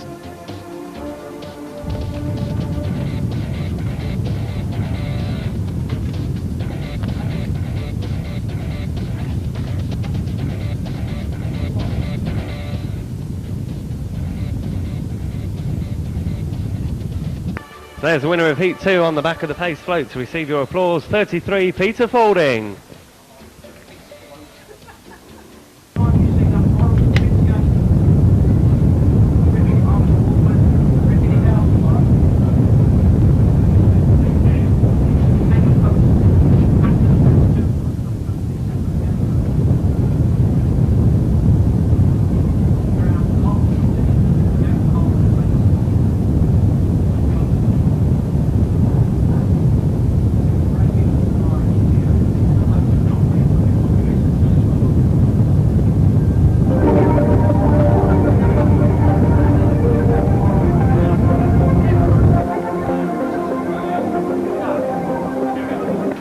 On the starters orders for Heat 3, and there goes the green flag, racing over 16 laps with 8 drivers to go forward tonight's grand final, event 5 on the programme.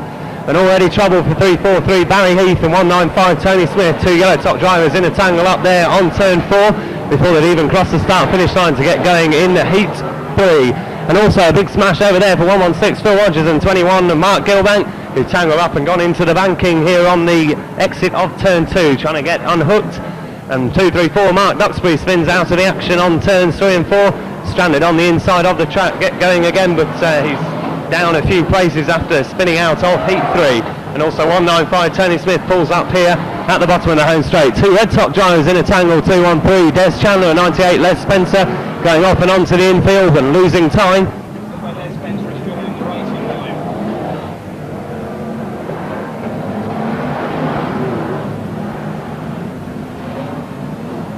And the race leader is 181 Gary Walker over on the back straight into turns 3 and 4. The lead car in heat 3 with 503 Jeff Parker in second place and number 5 Johnny Goodall in third. There goes our lead car over the start finish line and into turns 1 and 2. 503 Jeff Parker in second place, coming under pressure from 21 Mark Gilbang, but Gilbang is down after a tangle on turn 2, obviously trying to get back into the places, but he's got an awful lot of work to do. And indeed puts the brakes on too heavily and spins out of the action. Big shunt up there on the pit turn with 343. Barry Heath going in hard on 434. Pete McCrudden after 172. Stevie Hodgson sending towards the wires. And now Barry Heath collects 98 Les Spencer and 234. Mark Duxbury also goes into the stranded 343 car up on the pits turn. And we lost 195 Tony Smith again. Another big shunt as number 5 Johnny Goodall this time joins the fray on the pits turn after a tangle with 441 John Lawn. So all sorts of bother up there on the pits turn for all these cars going piling in. Most of them trying to get racing again. With 343 Barry Heath still spun the wrong way around. And 181 Gary Walker still leads heat 3 under pressure from a back marker. 234 Mark Duxbury. Duxbury's lost a lap, and a dust storm here on the home straight being caused by a car spinning off onto the centre green. It's making visibility a bit difficult for these Formula 1 drivers down the home straight. And our race leader is over on the back straight, and that's 181 Gary Walker. Here he comes off turn 4, the lead car on heat 3, 181. 515 Frankie Wayman Jr. has moved through into second place. And he's going to put the leader under pressure down the back straight, 181. Gary Walker still leads into turn 3, but there's the bumper from Frankie Wayman Jr., 515. And he nits up the inside, although Walker's trying to defend his lead in 181. Makes life difficult for 515 at the halfway stage. So Frankie Wayman Jr. has moved through into the lead at the halfway. The lead 4 all on turns 1 and 2. And those are 515 Frankie Wayman Jr. in first. 172 Stevie Hodgson second. 53 John Lunn trying to move through into third past 181 Gary Walker. That's the lead 4 on the charts. 515 Frankie Wayman Jr. trying to move through up the inside of a back marker, and that back marker is 234 Mark Duxbury. He goes another lap down. And the race leader is Frankie Wayman Jr. 515, the 1991 Long Eaton track champion, leading the race off turn 3, qualifying heat 3. There will be 5 laps to run next time for our race leader. That's 515 Frankie Wayman Jr. over on the back straight with 172 Stevie Hodgson not losing ground. Blue top driver in second place, and the world champion 53 John Lund in third. Gary Walker 181 still performing very well from his white top grade, lying 4th at the moment over the start finish line, but under pressure for that 4th place from number 87 Neil Brigg. But the race leaders over and clear on the back straight. 515 Frankie Wayman Jr. 172 Stevie Hodgson in second, moving up the inside of 382 Paul Pennington to put Pennington a lap down, and 53 John Lund trying to do the same in third place. Those lead 3 are well clear of 4th place driver 87 Neil Brigg with white top 181 Gary Walker in 5th. The 3 laps to run board being prepared for our race leader. 515 Frankie Wayman Jr. drifted a little wide on turns 3 and 4, which allowed Stevie Hodgson 172 to close, bumping all the way down the home straight in the 172 car with 53 John Lund not be far behind in third place. White top Gary Walker 181 coming under pressure from 98 Les Spencer as Spencer tries to put Walker down the places, but Walker's holding on valiantly from his white grade. Makes life difficult for Spencer up the back straight, and Michael Lyons 236 follows the 98 car through past 181 Gary Walker. But that's a battle down the places. The lead car is 515 Frankie Wayman Jr. around turns 3 and 4 with 1 lap to run this time as the battle for second place hots up between 172 Stevie Hodgson and 53 John Lund. John Lund very close on Hodgson as they go on to the back straight for the last time. 515 Frankie Wayman Jr. is a little way clear, but second place could still change. 172 Stevie Hodgson coming under pressure from 53 John Lund. Lund shunts Hodgson wide and Hodgson pulls over, and 53 John Lund comes through to second as Frankie Wayman Jr. 515 takes the checkered flag in heat 3. So the sports top 2 move through into the top 2 places with 515 Frankie Wayman Jr. leading the way in heat 3 and 53 John Lund taking the runners up spot.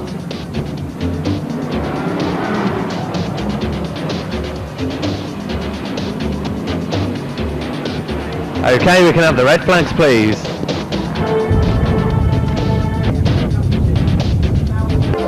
There's the winner of Heat 3 on the back of the pace float. To receive your applause, 515 Frankie Wayman Jr.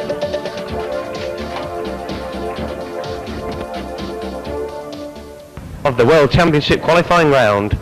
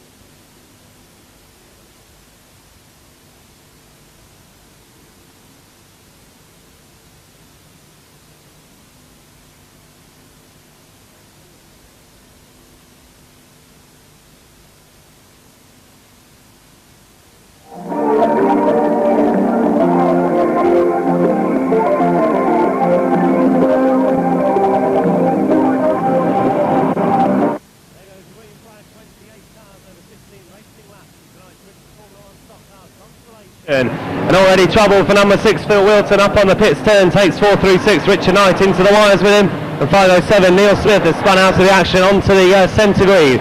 291 Rob Squire is one of the 4 drivers that doesn't make it over the start finish line, and a shunt here on turns 1 and 2 involving number 50 Vic Jordan, number 7 Phil Bicknell and 378 Wayne Handley. 460 Chris Cook goes in ever so hard on the back straight into a fence post, and now he's broadside across the back straight with all the pack charging by the 460 car. Number 40 Steve Smith spins out of the action on turn 2. He was leading the race at the time and hands the lead over to 139 Stuart Smith. There goes the race leader into turns 1 and 2. 116 Phil Rogers is in second as we lose 413 Matthew Bennett up on the pits turn. And 434 Pete McCrum goes in ever so hard right at the end of the home straight here, keeping an eye on that situation at the end of the home straight.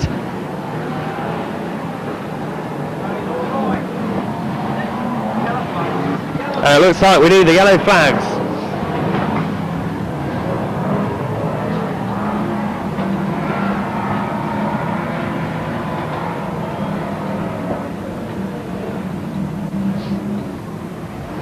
Leader, 139.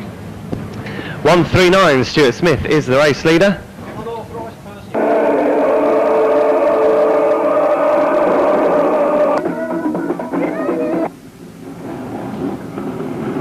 There goes the green flag on the restart of the consolation with 6 drivers to go through to tonight's grand final. It's 139 Stuart Smith in first and 116 Phil Rogers in second on the restart.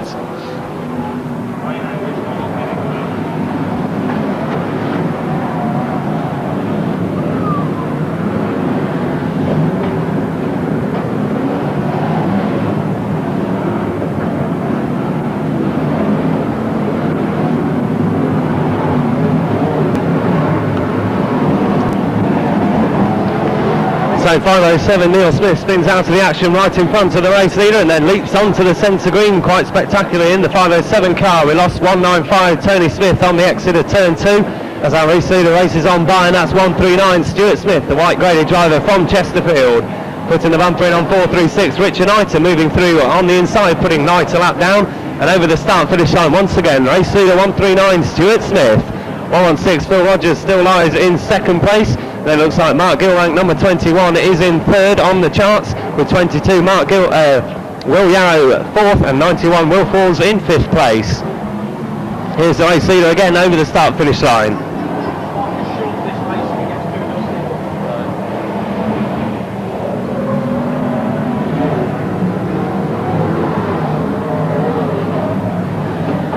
About to be a change in the places with 116 Phil Rogers being shunted heavily into turns 1 and 2, and Mark Gilbank, number 21, races through on the inside, but Phil Rogers right behind him and putting the bumper in the battle for second place. And now 116 Phil Rogers almost spun right out of it, but corrected by 424 Mike Hayward and spun back into the action.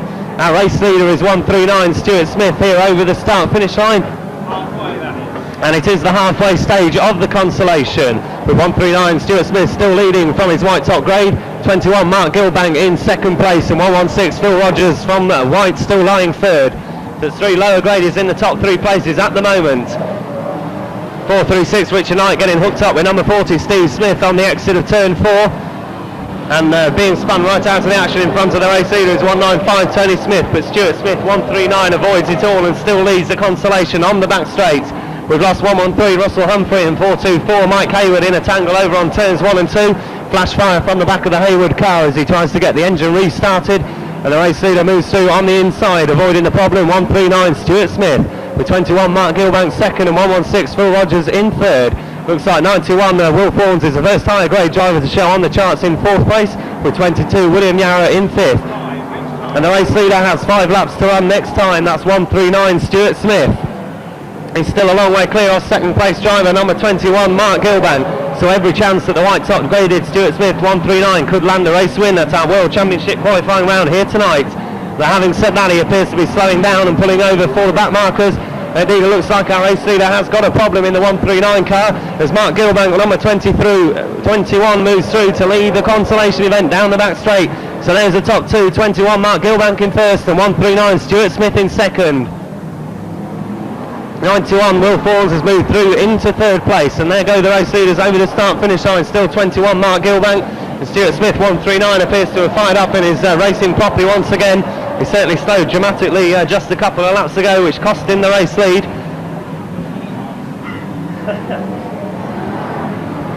Phil Rogers 116 being humped out of the action by 98 Les Spencer, and those drivers were 4th and 5th on the charts when Les Spencer shifted the 116 car right into the wires.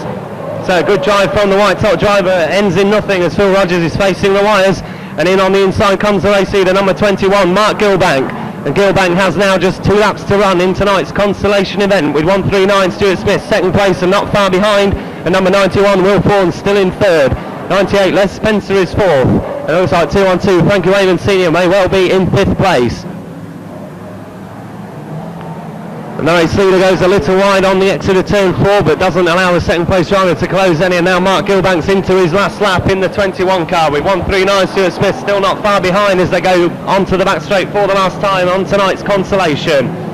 The race leaders around turns 3 and 4 with the checkered flag being prepared, and number 21 Mark Gilbank wins it as our 3rd and 4th place drivers on the charts tangle. 91 Will Fawns and 98 Les Spencer go out of the action, and they're losing places and may not qualify for tonight's grand final. Will Fawns crosses the line in 91 and Les Spencer 98, but 7 or 8 drivers must have gone by as they tangled up on turns 3 and 4 on the last lap.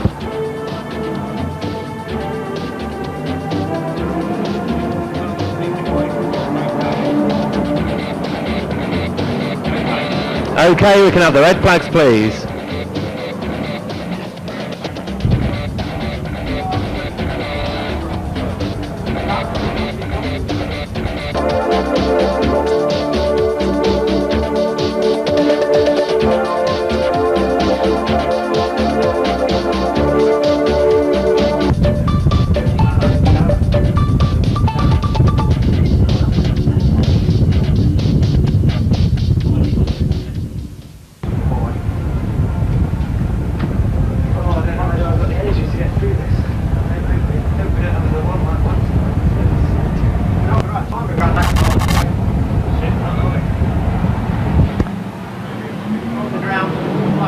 There goes the green flag on tonight's grand final. 28 cars over 28 racing laps. This is a World Championship qualifying round, and the leader into turn 1 is 397 Steve Reese.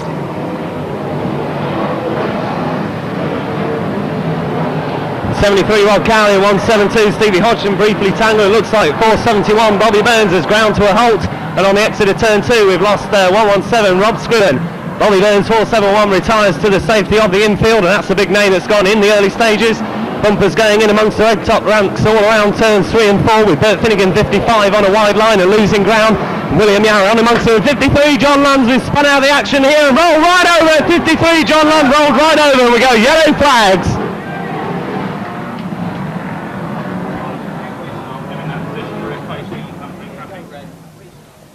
And we call for the red flags please.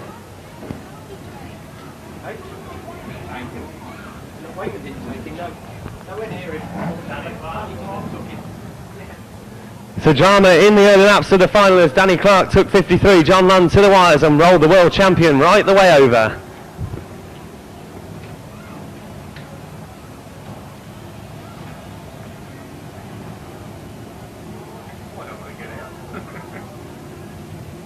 He's going to have a go in this now. Yes, red. Restart. Not on the restart, is it? No. It doesn't fly on a complete restart. And we have put the red flags on the final, which means that both 471 Bobby Burns and the cause of the stoppage 53 John Lund are allowed to rejoin the restart if they so wish. Of course, Bobby Burns was out on the infield at the time of the stoppage. 53 John Lund, of course, on his side right here in front of race control. Both drivers are allowed to rejoin the restarted final. And we have put all remaining drivers on 2 minutes to line up for the grand final. 2 minutes only for the restart of the grand final. No repairs on the track.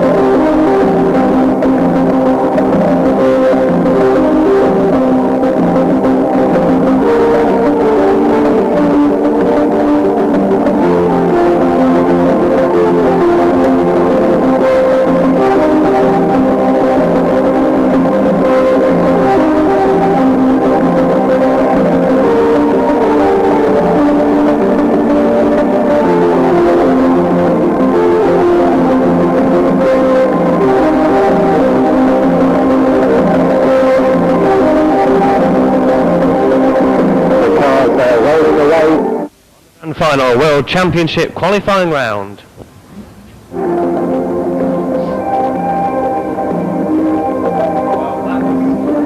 Very bad.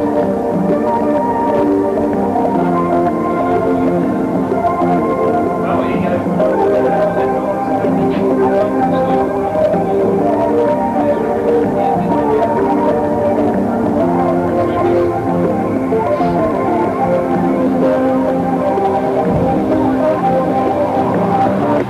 26 cars coming under starters' orders on the rerun of the grand final. There goes the green flag, and the grand final is underway. So the 16 laps shortened by 4 in an effort to get the Grand National underway, and our leader is 159 John Sage. Bumpers going in hard on turn 1 and 515. Frankie Wayman Jr. spun out of the action by 53 John Lund, and we've got another rollover on the far side, and we're called for the yellow flags.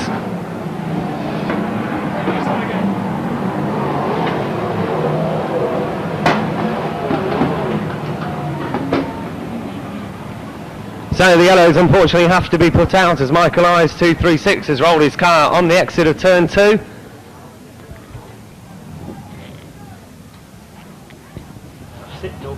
No Grand National.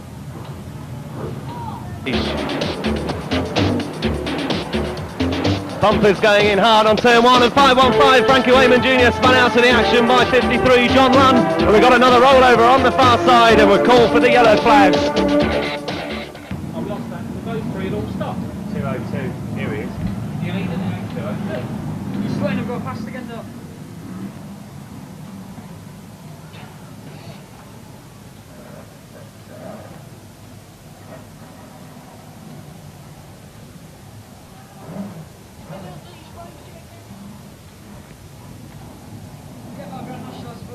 Definitely.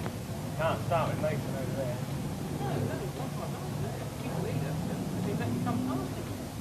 Got to take him round again.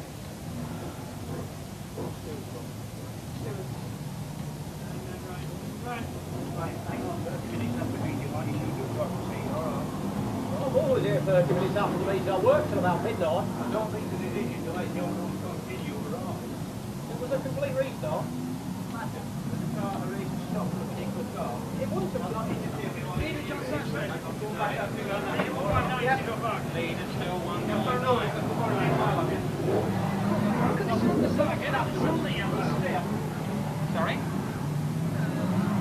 There goes the green flag on the restart of the Grand Final World Championship qualifying round action with 159 John Sage in the lead from 202 Richard Mason and 181 Gary Walker.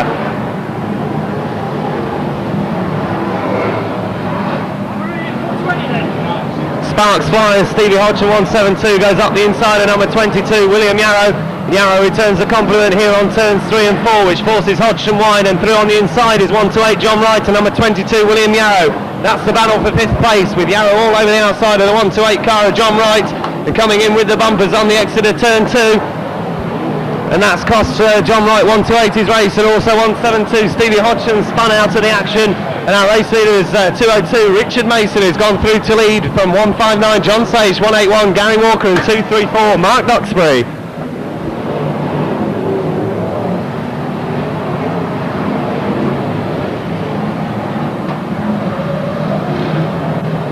So 202 Richard Mason tries to shift 371 Shane Durrell out of the action as the bumpers go in hard over on turns 3 and 4, with 169 Andy Clark being shifted out of the way by 55 Bert Finnegan. The 33 Peter Paulding does likewise to 203 Danny Clark and spins 203 Danny Clark out of the action on turns 1 and 2. Still 202 Richard Mason that leads the grand final from 159 John Sage and 181 Gary Walker, with 73 Rob Cowley in 4th. We have to look a long way back down track before we get our first Red Sox driver showing on the charts, and that's 471 Bobby Burns, who's way down in about 8th place.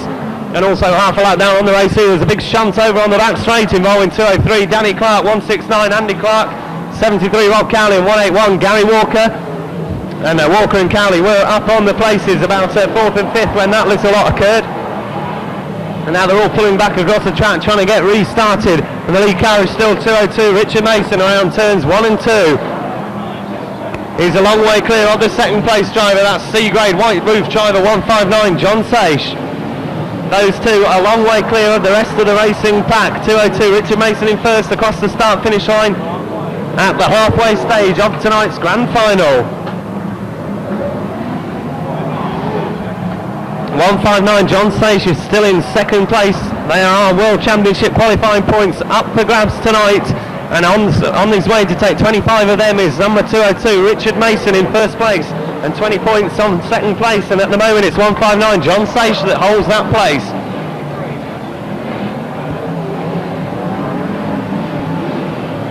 73 Rob Cowley could well have moved through into second place, although he may have been involved over on the back straight shunt earlier in the laps, and there will be 5 laps to run next time for the race leader 202 Richard Mason.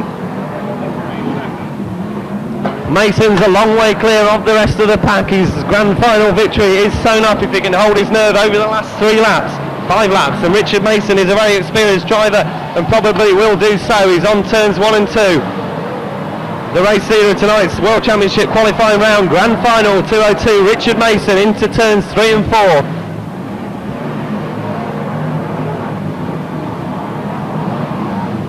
This time there's 4 to run for 202 Richard Mason around turns 1 and 2. There's still no one getting any closer to his lead. He's a good half a lap clear over on the back straight. Yellow top driver 202 Richard Mason from Bradford, and this time it will be the 3 laps to run board for the driver of the 202 car. John Sage has got to retire with a flat back tyre, and that's cruel luck on the 159 car that was on for a top 3 finish in the later stages of the grand final. Only 2.5 laps to run, and 159 John Sage robbed of a good finish. 202 Richard Mason puts the bumper in on 202 Paul Harrison, and Gary Walker spins right in front of the race leader, but he survives, and this time he's got 2 to run. That's 202 Richard Mason around turns 1 and 2, with back marker Paul Harrison number 2 for company up the back straight. A lap and a half to run for the leader of tonight's grand final. This time it's the last lap board showing to 202 Richard Mason.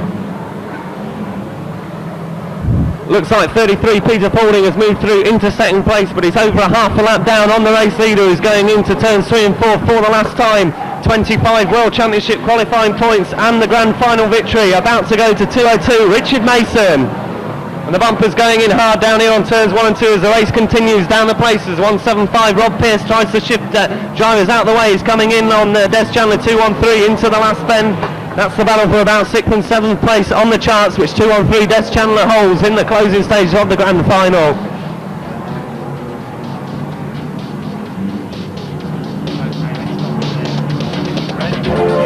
Okay, we can have the red flags, please.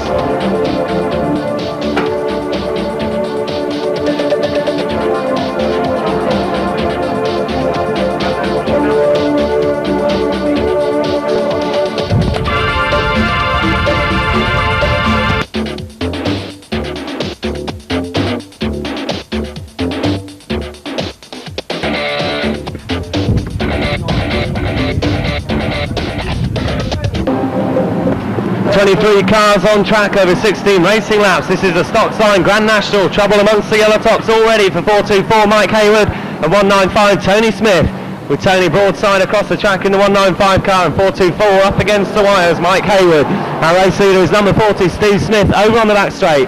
And Bert Finnegan 55 spins out of the action, avoiding those two yellow tops that had hooked up here on the exit of turn 1. We lost our leader, number 40, Steve Smith, spun out of the action by 159 John Saish. 87 Neil Bridges retired to the safety of the infield.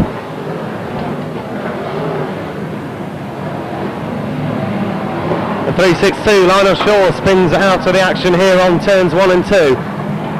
There's a change in the lead and it's 21 Mark Gilbank that goes through to lead. So Mark Gilbank, who won the consolation earlier on in the evening, leads the stock sign Grand National up the back straight in car number 21. The 234 Mark Duxbury in second place. A tangle amongst the lead tops, 113 Russell Humphrey, 91 Will Fawns in a heap here on the exit of turn 2. And the pack having to go either side of them as they're right in the middle of the racing line. And our race leader 21 Mark Gilbank is almost spinning out of the action to avoid those two blue tops and hands the lead over to 234 Mark Duxbury. So it's Duxbury who leads around turns 3 and 4 with Gilbank number 21 now back in second place. 424 Mike Hayward spins out of the action under pressure from 73 Rob Cowley, but then gets shunted back round by Cowley. And Cowley is in third place on the charts in car number 73. John Lund 53 taken onto the infield by 169 Andy Clark, although John's away and racing again and bouncing all over the show in an effort to get back in the racing. Taken onto the infield by Andy Clark, 169. The 234 Mark Duxbury goes around turns 1 and 2, the race leader.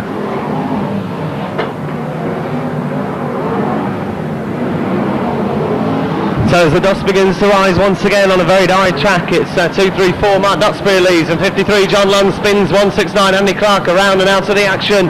Andy presented a problem for John early on in the race, so John Lund 53 not taking any prisoners this time as he tries to get past the 169 car. It's still 234 Mark Duxbury that leads. Over the start finish line and into turns 1 and 2, that's the leader 234 Mark Duxbury. Burnley-based Duxbury, very smartly presented car, also going very well indeed in this stock sign Grand National. With 21 Mark Gilbank second, 73 Rob Cowley third, 471 Bobby Burns in fourth and 175 Rob Pearce in fifth place. The race leader across the start finish line once again and into turn 1. And it is the halfway stage of the stock sign Grand National for 234 Mark Duxbury, the race leader.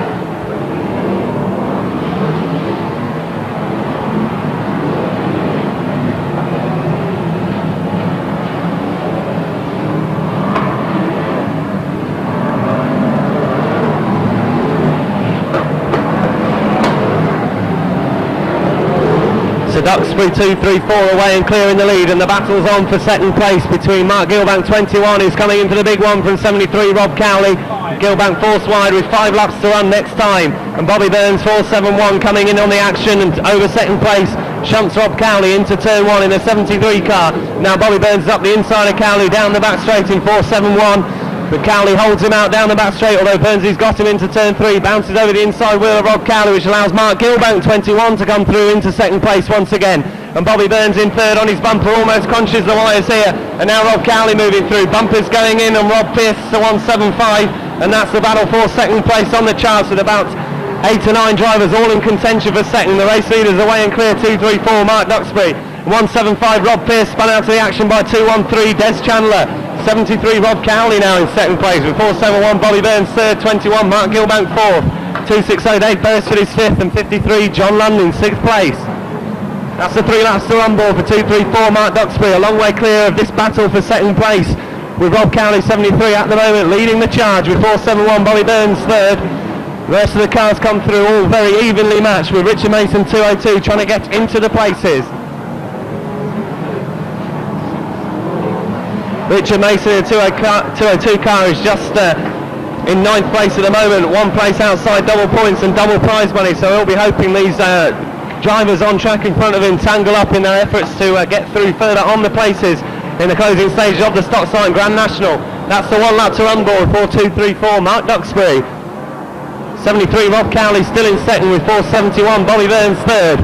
Mark Gilbank 21 moving back down the places, and that's the one Richard Mason 202 needs to catch to move through into 8th place in the very closing stages. Checkered flag being prepared for 234. Mark Duxbury, he wins the Stock Sign Grand National.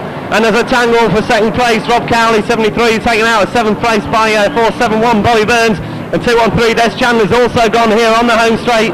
It's the drama in the closing stage of the Stock Sign Grand National, and that puts the final winner Richard Mason 202 through into the double points and double prize money. And Des Chandler 213 reversing to a finish across the line, and we lost Rob Cowley and Bobby Burns, and we can have the red flags please.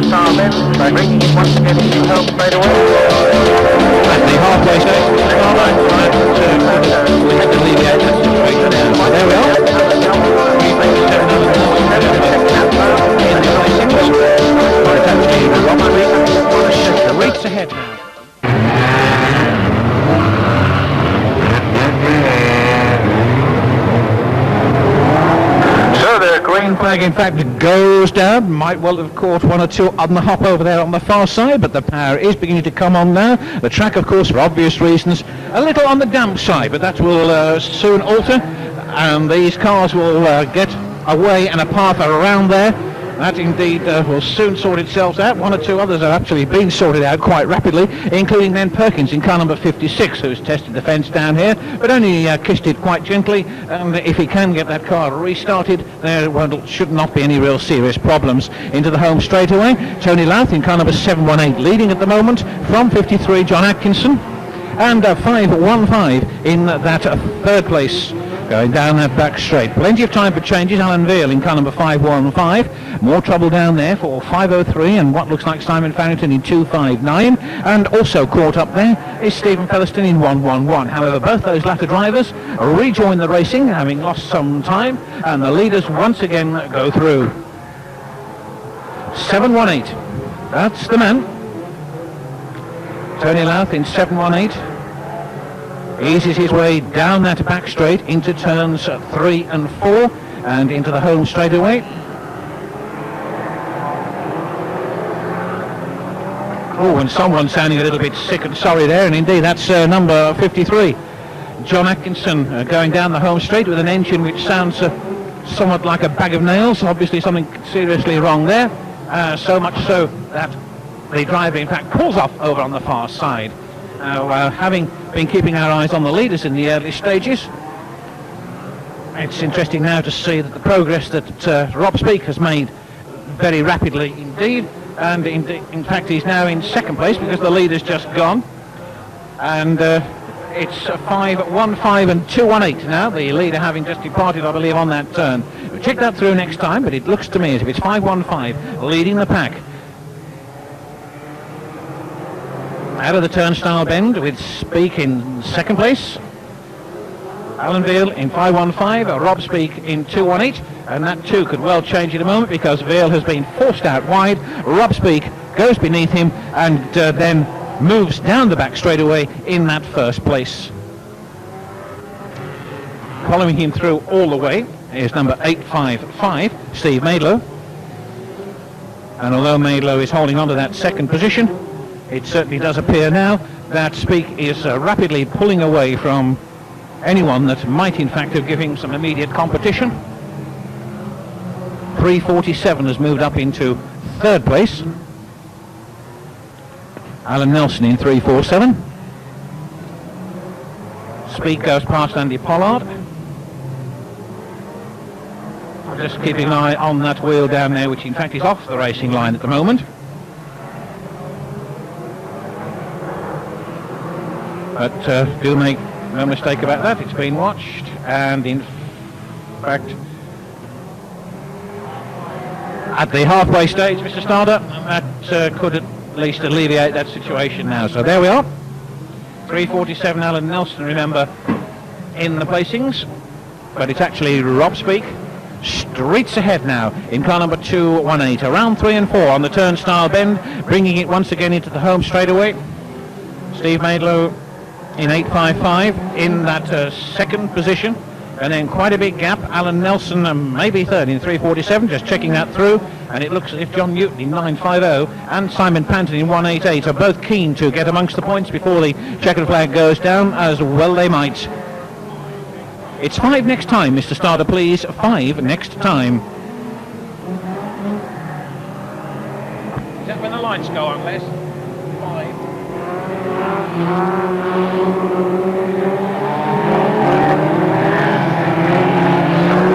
Right, so there's the 5-lap board.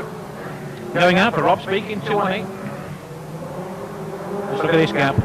Steve Maidlow in 8.55. Another competent drive from Steve. Alan Nelson in 3:47. Simon Panton in 1.88.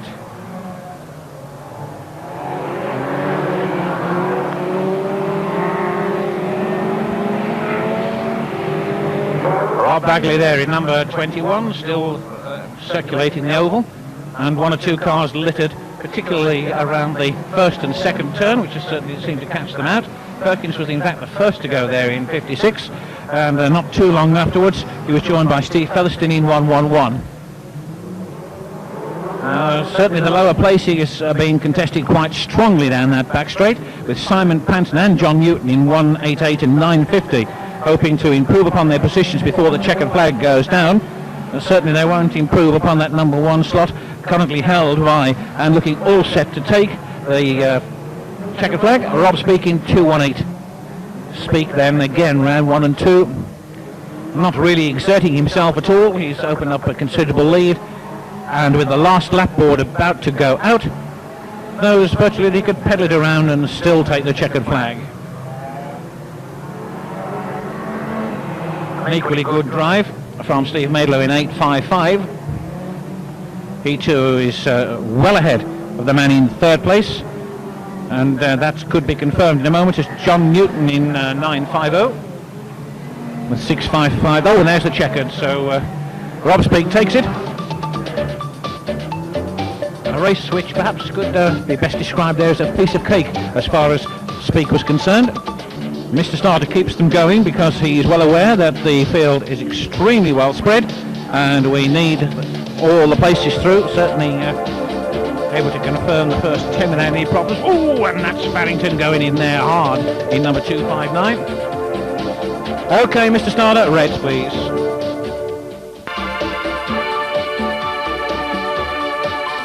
As is the custom, ladies and gentlemen, please a nice round of applause for your winner of the first event on the programme tonight. The green flag goes down. 3:38, 2:79, 2:16 and 96.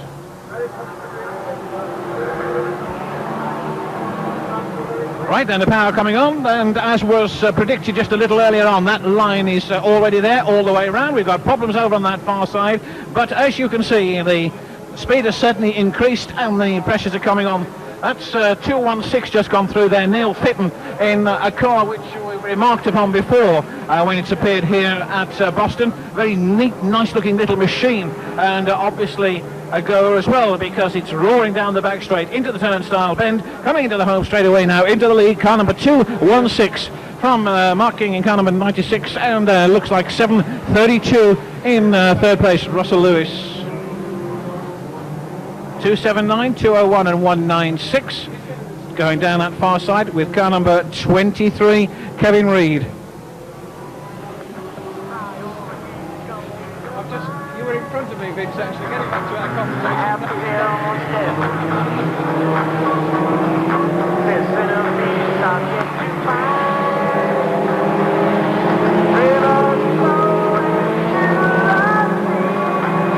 Right, so let's get it back to see what's happening up there, and still number 2, 6 in the lead.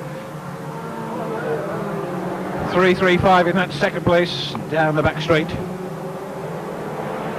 201 has brought himself a whole packet of trouble down here on the home straight, and so is number 538. Gary Adnett in 538.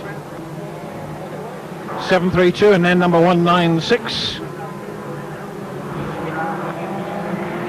Oh, and Ian King in car number 804 in trouble there, just lobbed his way into the loose shale there and slid across the wires and came to a halt, and that's certainly cost him quite a lot of valuable time and ground.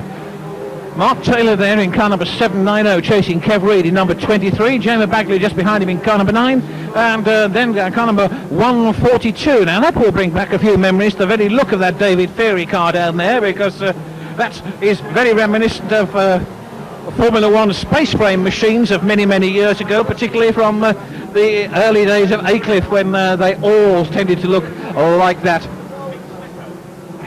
Yes, a voice in the background says, yeah, I remember one of the last ones, a fellow called Mick Stecco used to race a space frame as well. So there we go, we're at the halfway stage, Mr. Starter, please. And moving into that second half, we still have that nice little car of 216 belonging to Neil Fitton leading the pack all the way through, with 335 in that second place, and certainly a little bit of a battle going on there as Blue Top 344 moves through. Phil Woodall goes herring down the home straight. Taylor obviously making ground as well a little bit in 790, and look at Madden straight through the middle there of two cars on that home straight, one of which goes spinning to the left, the other to the right, whilst Madden goes sailing nicely through in pursuit of the man that he would like to catch, Jamie Bagley in number 9. It's 5 next time, Mr. Starter. It's 5 next time, Mr. Starter. Bumpers going on the turnstile bend again, and things happening there all the way through. 344 Woodall involved. Nigel Leasley in car number 673 looks as if he might well have terminal problems, and he's certainly got them now. Taylor goes through in there in 790. It was Bagley, in fact, who wrapped the bumper in and used the car in front rather like the cue ball, and Madden's going to do likewise now in 276 as they go into turns 3 and 4. Away goes Bagley in car number 9. Taylor comes through nicely, and in fact watching Mark Taylor come through has been quite interesting, because it's been quite a forceful drive by that man all the way through. Reed is still there in number 23, looks all set at this stage to finish in the vital places, which will please him tremendously. Obviously Ian King, who lost time early on in 804, is still circulating, but probably too far down to get into the final tonight at the first attempt, and the same can well be said for number 142, Dave Ferry. Madden's pulled off to the safety of the centre green. Not too many casualties in this one. Still a lot of cars circulating in the closing stages. 216 then. It's getting close. Just keep your eyes on these two. Through on the last lap, and Woodall, it looks to me, is going to go through. 344 and 216. Down that back straight, and it looks as if it's going to be a win for Woodall in 344 as he exits from turn 4, goes over the start finish line. There it is, 344. He goes through.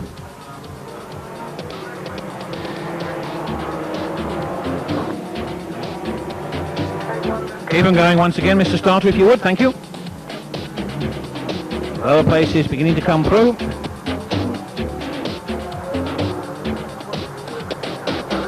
And we have them all, Mr. Starter, the Reds, please.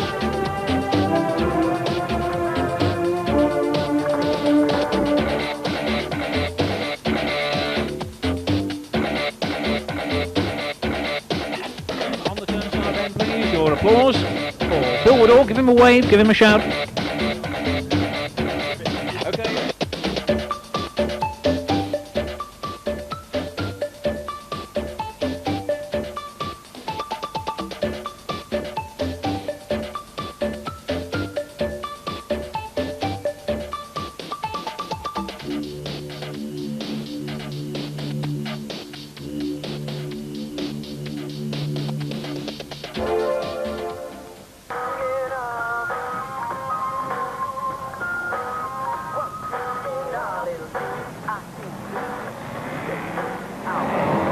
So the green flag goes down, the Formula Ones are underway, and Eric Graveling, before even crossing the start-finish line, manages to get himself facing the opposite way round, but fortunately out of the way of the passing traffic. Craig Smith does likewise, just a little further down the track. And Phil Bicknell joins him in number 7. Michael Ives gets clobbered by the big ruck of cars there. And just look at Junior Wayman shoot through on the inside. Away goes Des Chandler in 2-1-3. And all sorts of mayhem over on that back straight. So, into the water splash goes Lisa Harter in car number 24. And look at him go. Here come the leaders. 21 Mark Gilbank. 4:41 John Lord first and second. Ray Williams in third place in car number 26, and those three are certainly setting the pace, with Steve Hodgson in fourth place now in car number 172, and Will Yarrow not too far behind in number 22. Then comes Junior Wayman in 515. Oh, and there's got to be one over there, not quite, but the man who was in trouble was Will Yarrow in number 22, who trampled all over the cars immediately by the side of him there. And Phil Bicknell in car number 7. We're just keeping a watchful eye on that, and in fact the red goes out.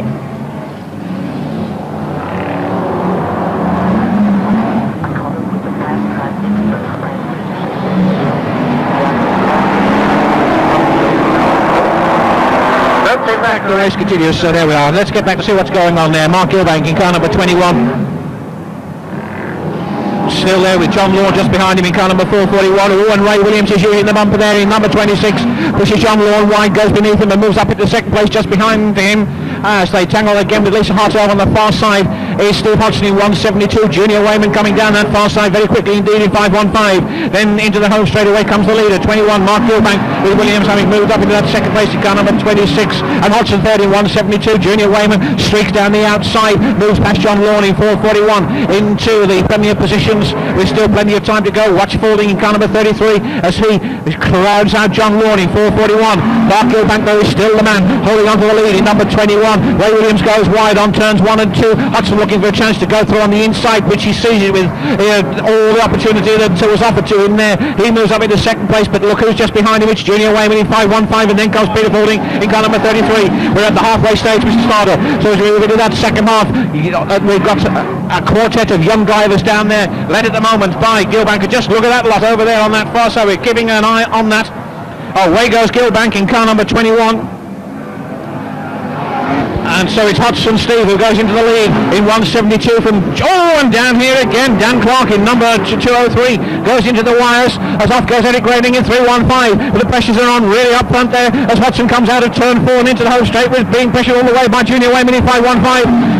With 5 next time, Mr. Starter. So with 5 laps to go, just look at these three as they go belting round here. Peter Faulding gets on the inside of Junior Wayman, tries to crowd him out, but it doesn't quite happen. Down the back straight they go neck and neck, door handle to door handle almost, but it's still Hodgson in the lead in 172. Hodgson almost clips up on the Craig Smith car, but it doesn't quite happen. And as they come past the start finish line, it's still Hodgson in the lead in 172 from Junior Wayman in 515 and Peter Faulding in 33. Hodgson's gone, and it's Junior Wayman who goes through to take the lead in 515. So it's Junior Wayman and Peter Faulding in 515 and 33, and it's Faulding's turn to put the bumper in on Junior Wayman, try and push him wide on the turnstile 10. He dives through on the inside, comes back again, and it's Faulding who leads in 33 from Junior Wayman in 515 down past the pit gate, and these two are really hammering there with Hodgson is also in the lead as well. In the first 3 roller in 172, Hodgson down here has gone, the other Hodgson in 272, but what a pace these three at the front are setting all the way around this raceway. Wally, 33 then, Peter Faulding from 515 and 172, really hammering it away around here. And Junior Wayman attempting to get back into the picture before the checkered flag goes down, but Peter Faulding really thrashing his way around here. Knocks Gilbank away in car number 21, puts him aside there. It's 33 Peter Faulding and 515 Junior Wayman. First and second for 172. Steve Hodgson in that third place. Hodgson in fact dropped back now. Mr. Starter getting the last lap borne out, and if anything's going to happen, it's got to happen on this lap. 4 under the last lap. Faulding still there, not being kept back at all by Eric Graving in 315 in back marker position. He streaks down the back straight for the last time. Round 3 and 4 as the black and white is prepared. Out it goes. Peter Faulding comes across the line, wins that event in car number 33 from Junior Wayman in 515. Third across the line is Steve Hodgson in 172, and that was quite a race. Keep them going, please.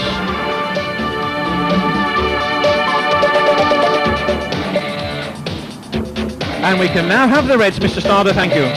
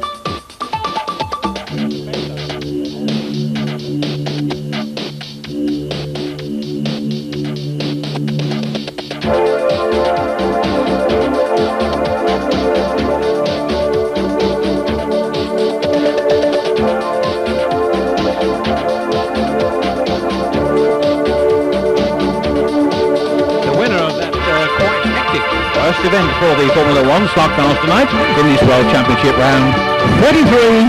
He's now folding. Right, the green flag goes down.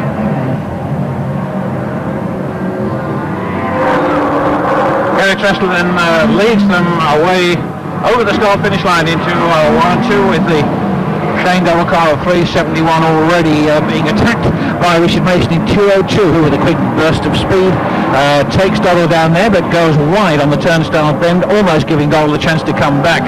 He doesn't quite do so, and after the World Championship points, there's little doubt about that, goes Richard Mason in 202, taking the lead with Shane Doddle in second place in 371 and Barry Heath third in 343. Then comes Gary Trestle in 154 and John Wright in 128. John Wright, you may recall, who usually does quite well here at Boston.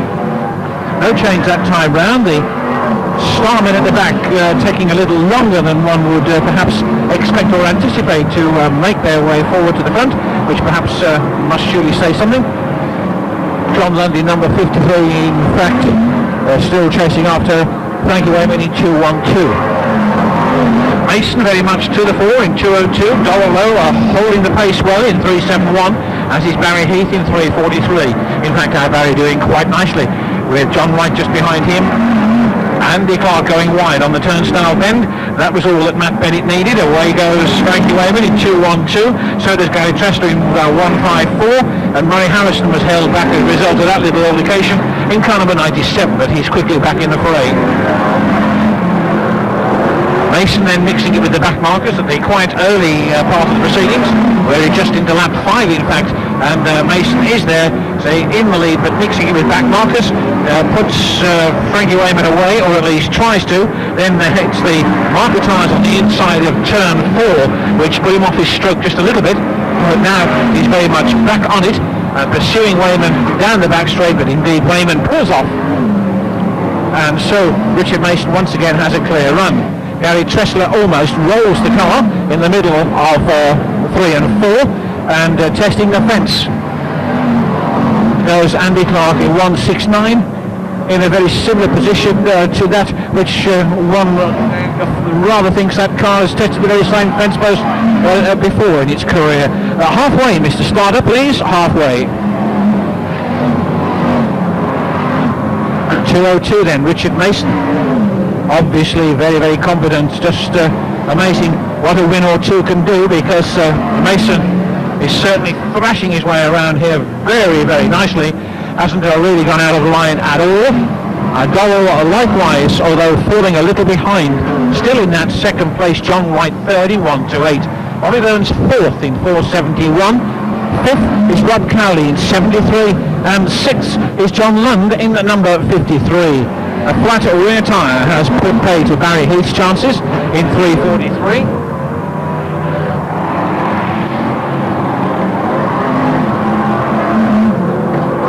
There's David in number 475, taking a little while to get to grips with the circuit. John Wright in fact passing him on the outside there. 3 to go. And it's 2 next time, Mr. Starter, please. 2 next time. For Richard Mason in 202, 371 and 128.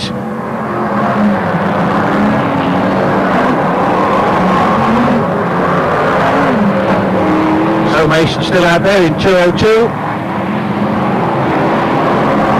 Oh, and Trestle goes prancing up on 2 wheels again. That's the 3rd time he's done that on this bend during this event. So on the last lap, checkered flag time. And Richard Mason coming through to record another win. His 3rd of the weekend.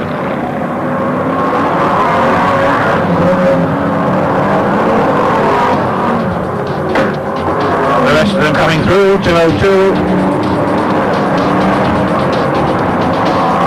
371 and 128, probably first, second and third, but that needs to be confirmed. And we can now have the race, Mr. Starter.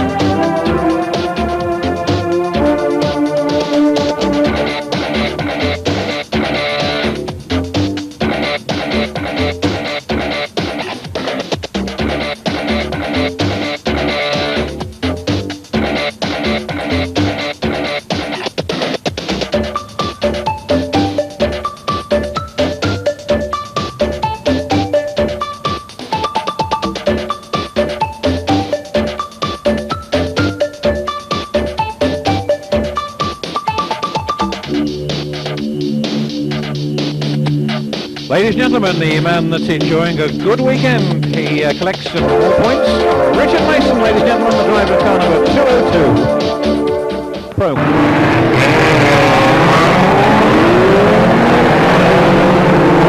Greens go down, we're underway. Last opportunity to qualify for this evening's grand final for the Formula 2s. Quite a few of them out there, and already things are beginning to happen. 196 moving down there. Charlie Stubbs quite quickly on the inside, moving up on the 950. Round the turnstile then they come, still packed quite tightly together. John Newton in 950 at the moment, chasing the tail end, the car immediately in front of it, which happens to be Richard Dolman in number 93. Leaders coming through, and it's 718, Tony Louth still there. The brakes are clipping. 503 and a 546 in that third place. A long way to go. Mo Brown in that third place. And the first 3 cars quite evenly spaced. And just look at this clash of motors towards the rear of the pack. All of them jostling all the way down the back straight. The positions, the Starmen beginning to find a way through, but finding it tough in the initial stages. Bagley in particular in car number 9 seems to be making quite good progress, as indeed does Keith Madden in 276. A little nudge lifts back marker out of the way. Madden then gets caught up with his fellow Starman in the shape of Bagley, goes flying all over the place, but Bagley's unaffected and continues to move forward at a very old pace. Here's the leader though, Tony Louth in 718, just going into turns 1 and 2. 546 and 503 in second and third places, and the 503 car in fact loses it as he exits from turn 2.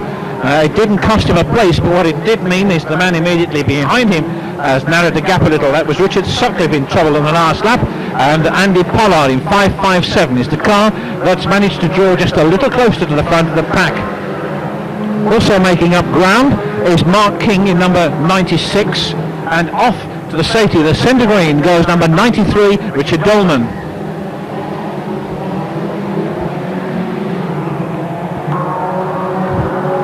Well, still quite a bit going on.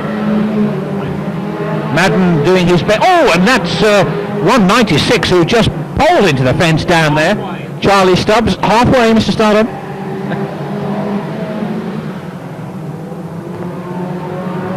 Certainly that 196 car just on the halfway stage really did go hammering in there at a fair old rate. 718 is still your leader. Tony Louth in 718.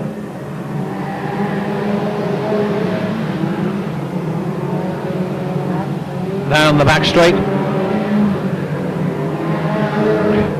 The leader going through now.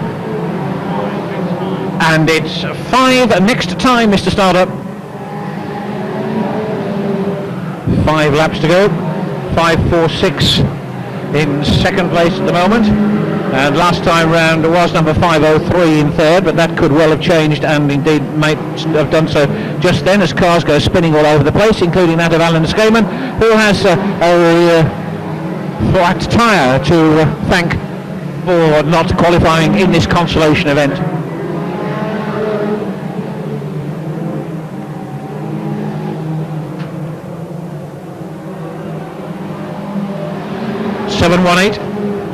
Oh, and look at that lot. 1, 2, 3, 4, 5, 6, 7, 8, 9 cars in a tremendous big heap right in the middle of 3 and 4. And that could indeed make a difference in the closing stages of this one, not the least of Tony Smith in 203, who seemingly managed to avoid those problems and could well find himself next time round well up in the frame. Oh, and that's John Newton in 950 hitting the fence hard. Keith Madden's sideline in 276, and suddenly all things are changing. 718 in fact still there up front. 546 in that second place, but now third is Jamie Bagley in car number 9.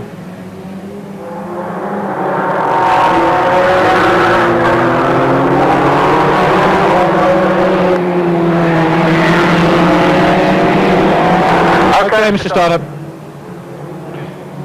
He's all right, he's okay, just indicated the driver is all okay. turn 1-8 then, that's the man.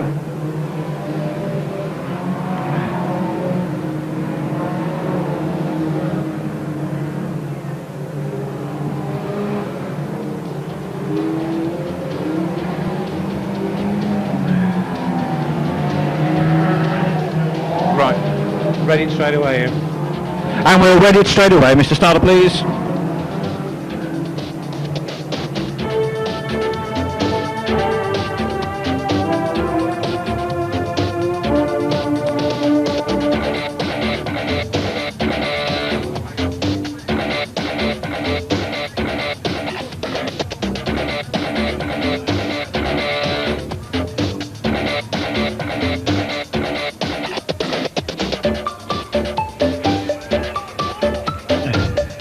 The winner of the consolation event, he's on the car there. No, he's not.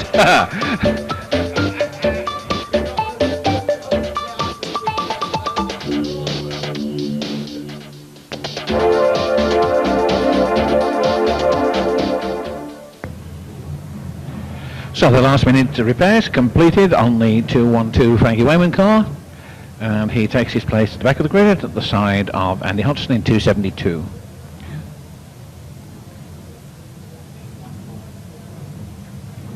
Fourteen cars on the grid for the consolation event.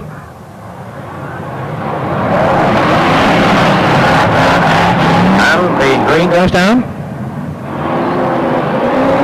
Getting to grips with it around the turnstile bend into the home straight, and it's Gary Dressler first across in 154. John Law moving up in that second place, and something making a dreadful noise as it went past race control. Paul Pennington in 382 slides out towards the wires, and Craig Smith departs over there on the far side, bringing Lisa Harter to a halt, and Paul Pennington in cars 24 and 382, and indeed Barry Smith in 343. Tressler in 154 looks as if he's going to drift out far too wide, which is what John Lawn was hoping for, and he moves into the lead in 441. Already two casualties, Barry Heath in 343 and Craig Smith in 407.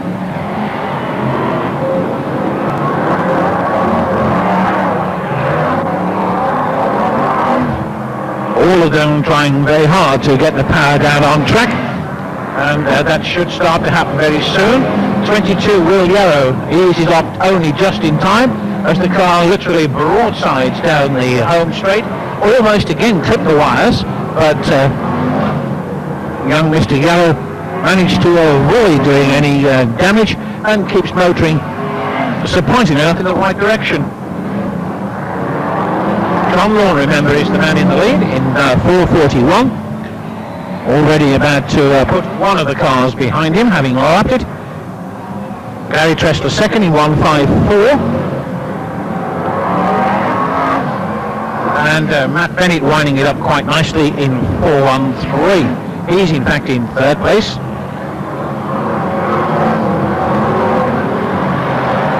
.272. Andy Hodgson certainly done reasonably well, and is looking for a chance to pass Bennett as they come past the start-finish line. The pace beginning to quicken just a little bit now as the track dries out. Once again, Yarrow in number 22 puts that back anxiously out, but still manages to power it round turns 1 and 2. John Lawn doing very nicely in 441. Matt Bennett in 413 in second place, manages to put Paul Pennington away in car number 382. Pennington rejoins. Yarrow has moved down the back straight in number 22.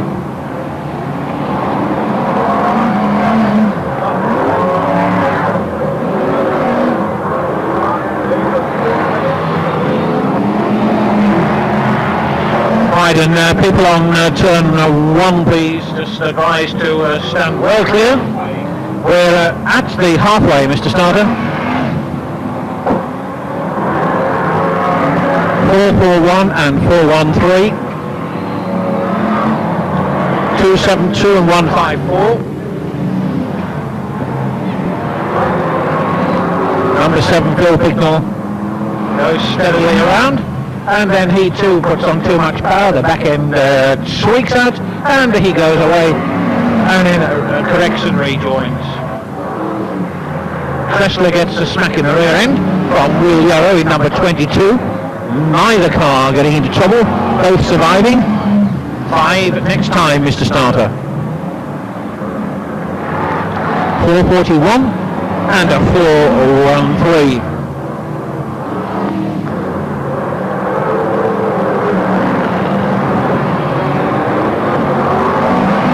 Interesting any moment now. Hear that bumper go in there, a great clang of metal. And the cue ball, in fact, was Hodgson, who smacked the 2 cars in front of him. It didn't quite work for him on that occasion because it was Matt Bennett who went through to take the lead, in fact, in 4:13 from John Lawn in 4:41, who's second. And Hodgson remained, despite his efforts on that occasion, in 3rd place. He doesn't on this occasion. He crowds out John Lawn, and on turn 2 goes nicely. And up here, Gary Tressler has gone, well, along with Andy Clark.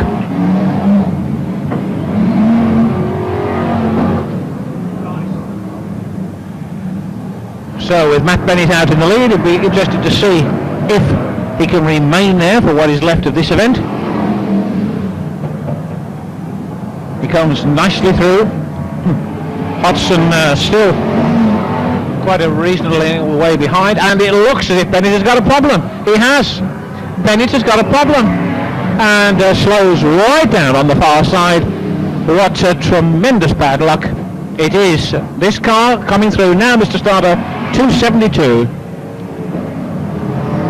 Well, that really is bad luck as far as Matt Bennett was concerned, and the frustration is showing there because he'd taken the lead and then it all went wrong on him. The engine died and he is high and dry, not even in the placings. Andy Hodgson is. He takes the checkered in 272. John Lawn might well be in 2nd place in 4:41.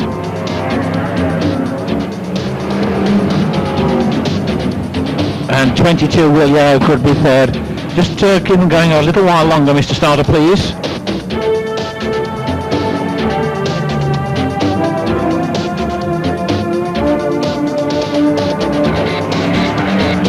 Okay, we can use the reds now, thank you.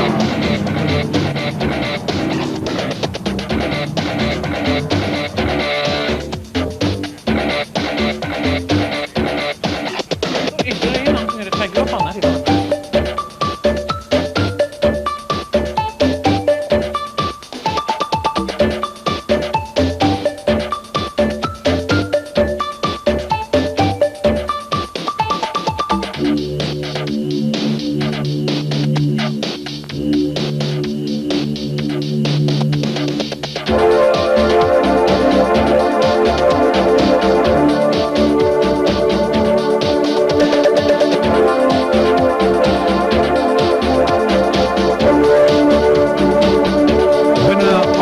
Consolation for Bristol Formula 1 stock cars coming round for your applause now. 272.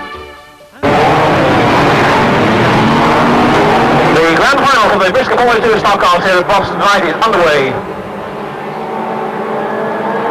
546, 718, 216.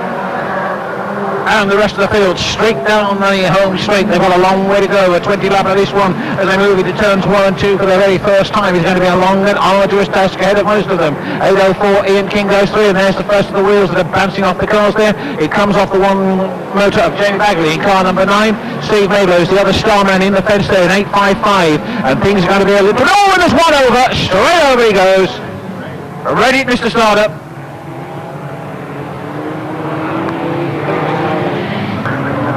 Complete restart in graded order, Mr. Starter, please. We have another go. The green flag goes down. We're racing over the full distance, remember? And this time it's number 732 who leads them down the home straight, Russ Lewis, and around turns 1 and 2. The white tops here tonight certainly setting a hot place indeed. There's the first one to go, which looks like 582 over on the far side. Went with quite a good little jump over there, did John Martin, but he's looking for a chance to rejoin and finds it. He wasn't the only one to have a problem, because there was another one cavorting about down there which looked like Kent Reed. Oh, and that was close. 655 sliding right in front of the oncoming traffic. Gary Newton there, and every man jack of them missing him. Car number 32 is in the fence down there. That's John Bagley. Still under power line, so at least he's managed to just give a little bit more space on that turn from those cars that are passing by.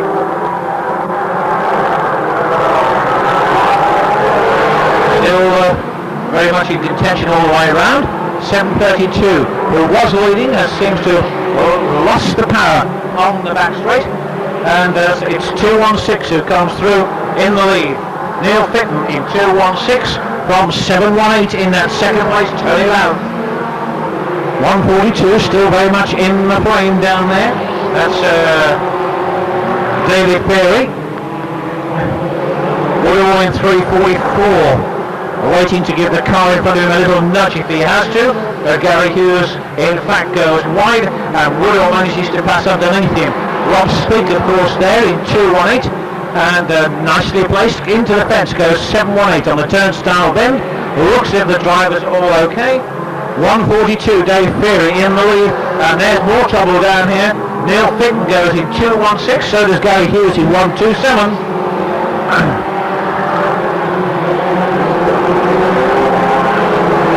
In fact trying to move around to the safety to set degree, gets caught on a marker tyre, starts doing all sorts of strange things. Neil Fitton climbs clear, leaves his car there. Mark Taylor pulls off with a flat rear tyre in 790. Speak meanwhile in 218 goes charging round the track like the Demon King, and is almost catching up on the car, leading the pack, which is 142. Dave Feary in 142, and then suddenly Speak is through in 218. Even before we get to the halfway stage, 218 takes the lead, and indeed that it is now the halfway, Mr. Snodder. And it's Speak in 218 leading from Feary in car number 142, and Woodall in 344. Hampton could well be up there in 188, and so now could Ian King in 804. Beginning to look interesting, a little bit lower down in particular. Speak in 218, rattling his way around here extremely quickly. 344, Phil Woodall in that second place. Dave Feary in 142 third. And Panton in fourth place in 188. The field certainly spread around this raceway now. Has King got a problem? Certainly the way he came around that turn would indicate that he has, and indeed that is the case. A flat rear tyre has put the local man Ian King out of contention, and he drives off to the centre green. Still Speaking, 218. Already picking off back markers, putting them behind him and between the first and second places. Phil Woodall still in that second place in 344 from Dave Feary in 142 third, Simon Panton fourth in 188, and it's 5. Next time, Mr. Starter, please. 5 laps to go. Next time for Rob Speak in 218, and at this stage it seems almost certain that Speak is going to have another grand final win tucked under his belt as he rockets once again into turns 1 and 2 around the pit gate turn at the railway end, moves down the back straight, coming up against back markers, but whereas in most cases one would expect back markers to slow a car down, it rarely if ever happens in Speaky's case, and there's a perfect example of it because he just slides majestically past the 347 car in that back marker position, pops yet another one between first and second places, and leaves Phil Woodall probably wondering what on earth he could possibly do to get any closer. Oh, and Feary clips the wires on the turnstile bend. Pity that, he was doing well. Panton, though, took advantage of that, and indeed it was probably Panton's bustle that put Feary into the fence on that occasion. And whilst he was getting himself from that position, Simon Panton went through to move up a place. That's 218 Rob Speak first, 344 Phil Woodall second, 188 Simon Panton third, 142 David Feary fourth. Now the first 4 cars then, quite evenly spaced, with Speak driving with his usual verve all the way around here, no problems at all, almost as if he's just cruising down the motorway. Pops it into turns 3 and 4 for the last time. Mr. Starter has the black and white ready. It goes up, it comes down. Speak is first across the line. Second is Phil Woodall in 3:44. Third, Simon Panton in 1:88. And fourth, David Theory in 1:42. Just a reminder, please, ladies and gentlemen, that those are just observations. Nothing should be written in the programme until the results have been confirmed. We can ready to please Mr. Starter.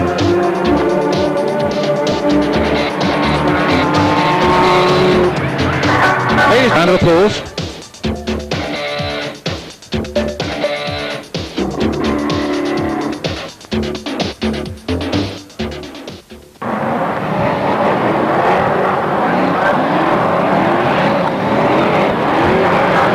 Greens go down, we're underway with it. Just look at that Eddie Graving in 3:15 and 1:54. Gary Tressler in the first and second place there, really struggling to get the grip down on the track. But once again, make no mistake, it'll soon dry out, but not before it's taken its toll of casualties, perhaps because that's 1:72 Steve Hodgson by the look of it, in the wires on turns 1 and 2. All the way down that far side and into the home straight comes the leader, still Gary Tressler, zigzagging all the way down there, with Mark Gilbank in that second place in number 21 and Richard Mason third in 2:02. Mason again obviously very keen to try and get to grips with this one and add a few more points to his tally of those collected over this weekend. Away goes Michael Ives in here, car number 236 down into the ditch as Eric Groveling pulls off in 3:15. Wally Bitham 2 involved down there. Des Chandler's gone, so is Bobby Burns, and so is Peter Faulding in number 33. Richard Mason leads in 2:02, Gary Tressler in 1:54 and Mark Gilbank in 21 go down the back straight, along with John Lord in 4:41. And the star then at this stage in the proceedings, with 1 or 2 exceptions having a rough time, and we've got more problems here with the lead cars.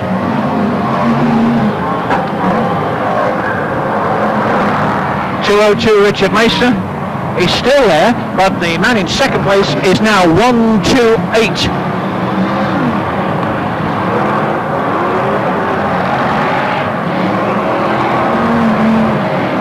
Into a packed home straight. Rob Cowley in 73 decides to have a little nudge at the back end of John Wright's 128 car, and it looks at this stage as if it might be enough to get through, but a quick burst of power puts the tin lid on that, and it's still John Wright there. Then they tangle, this time on the turnstile bend, and whilst they were trying to sort themselves out, Hodgson comes back in 272 and goes flying down the home straight without any trouble at all. Mason in 202 is the leader. Hodgson's down, isn't he? 128 John Wright in that second place. It's 202, 128 and 53 John Lund in that third spot now, could well be. Okay, we just check through again. 202, 272 perhaps as they come through. 53 John Lund thrashing his way down at home straight. In fact, he's just whipped past John Wright, but then gets bogged by back markers. Oh, and he's going to be put into the fence, and indeed he is. And so does John Wright get involved as well. Murray Harrison seized the chance, and he went through in number 97.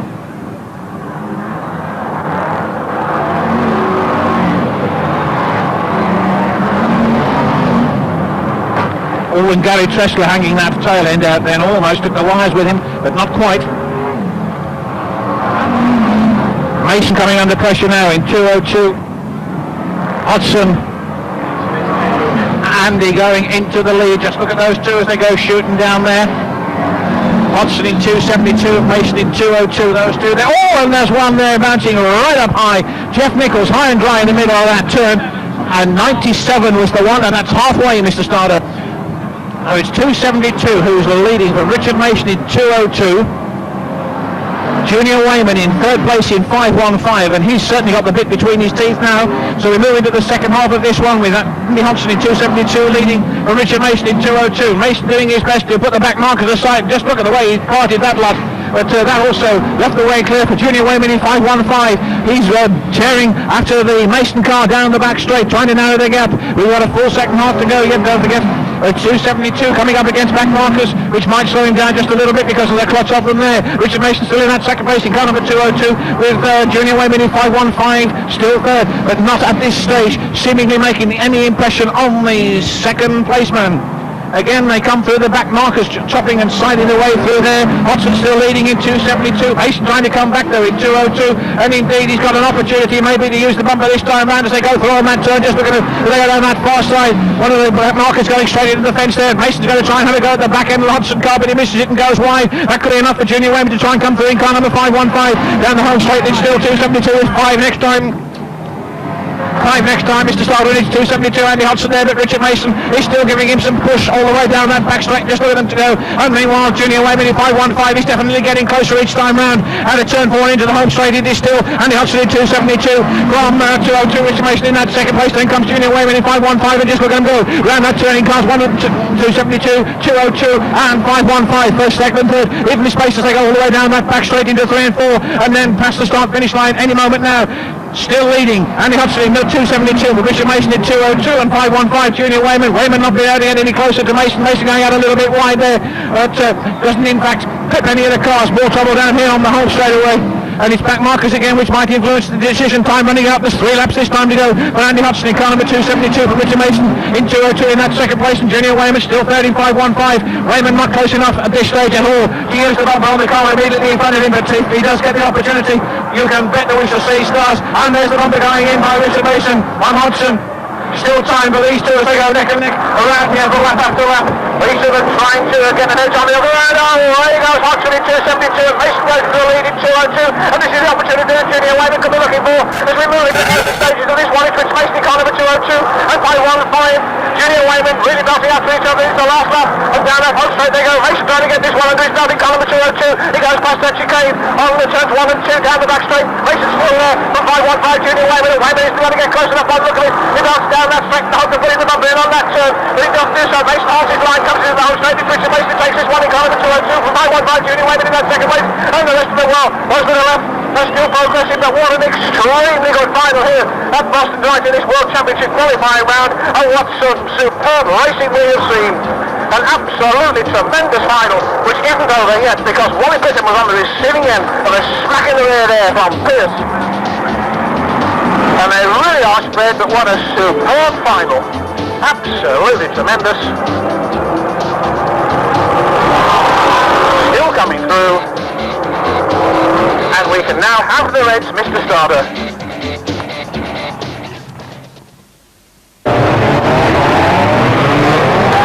So the flag goes down the first time. They're underway, these Formula 2s with 24-25 cars on the grid. And hurtling into turn 1 goes Alan Skayman and number 279, two white top drivers who lead the pack down there. All of them moving in there, 3 abreast in fact around the bend on the railway, and they're then sorting themselves out into single file down that far side. 1 or 2 of them going a little bit on the wide side, but as they come past the start finish line again, it's 279 leading. Trouble there for what looked like 177 perhaps, and it seems too that David Ferry in 142 lost the power there and is being passed by Warren Sundry at the moment, so obviously something quite radically wrong with his machine.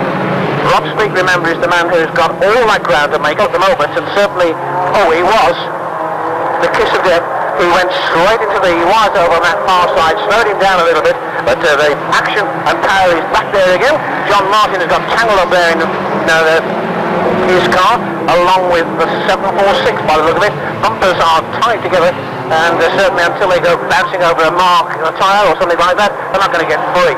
And they're still very firmly stuck together and go charging about on the centre green. But it's all too late, because no way are they going to get into the placings now in this Stocksline sponsored Grand National Championship heat. Alan Skayman goes gently by, 216 does likewise. Neil Fitton. Ian King in 804 seems to be moving up the field quite rapidly. It's 216 the leader. Neil Fitton in 216. And number 93 settling in nicely on the inside there. Richard Dolman. On the wave yellows, Mr. Starter, please. Wave yellows.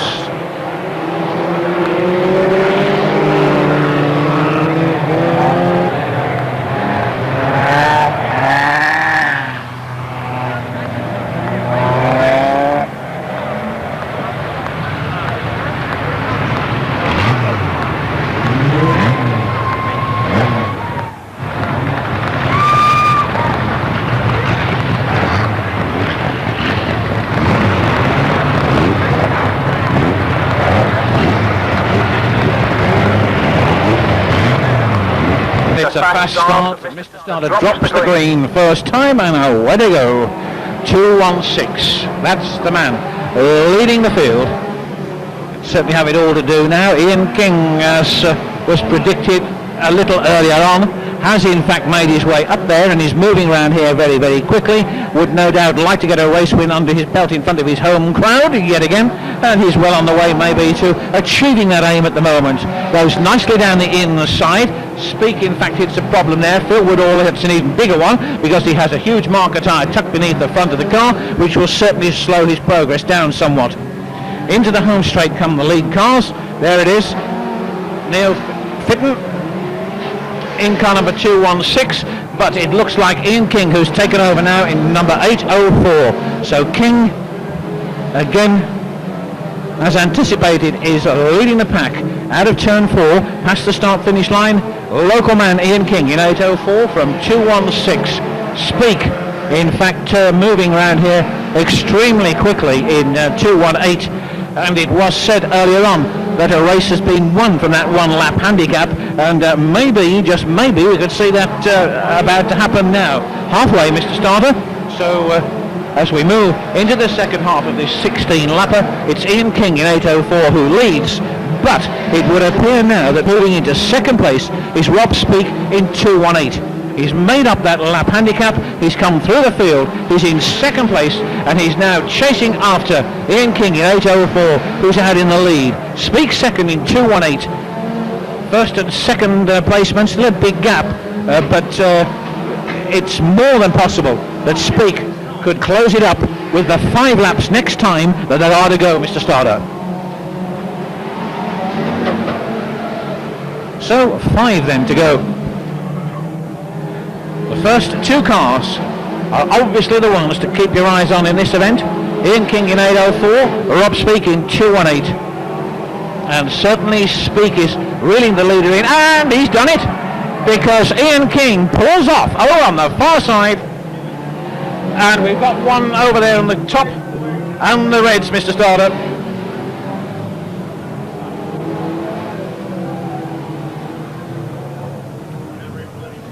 No, neither did I.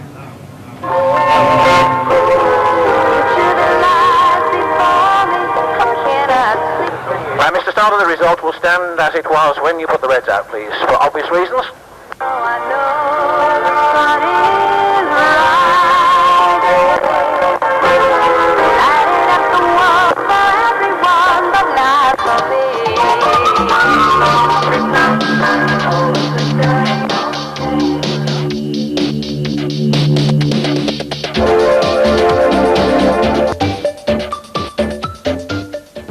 It does, yeah. Greens go down.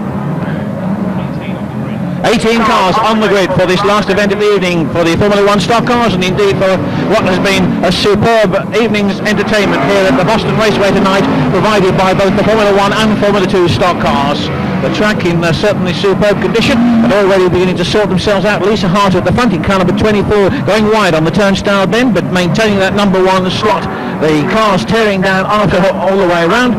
343, Barry Heath and 21, Mark Gilbank, 123, and then we have John Lawn in 441. Off goes Rob Cowley, number 73. When will that man get a little bit more luck than he has been having this season in that number 73 car? Anything and everything that can go wrong seems to be going wrong for Rob Cowley, the Nuneaton-based hairdresser in the season 92.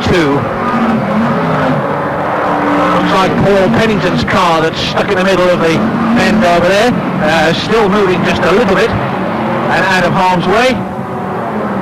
Lisa Hartley, number 24, coming down the home straight with a very comfortable lead at the moment on Barry Heath in 3:43 and Steve Hodgson in 2:72. But having said that, Barry Heath is now into the wires down there. Flame out underneath the car as he restarts the engine after stalling it, and he rejoins the racing. Lisa Hartley in 24, Steve Hodgson in 1:72. Mark Gilbank in number 21, first, second and third. The turnstile bend looks interesting as they come drifting in and out of there, the tail end hanging out. Gilbank and Hodgson and Bobby Burns in 4:71.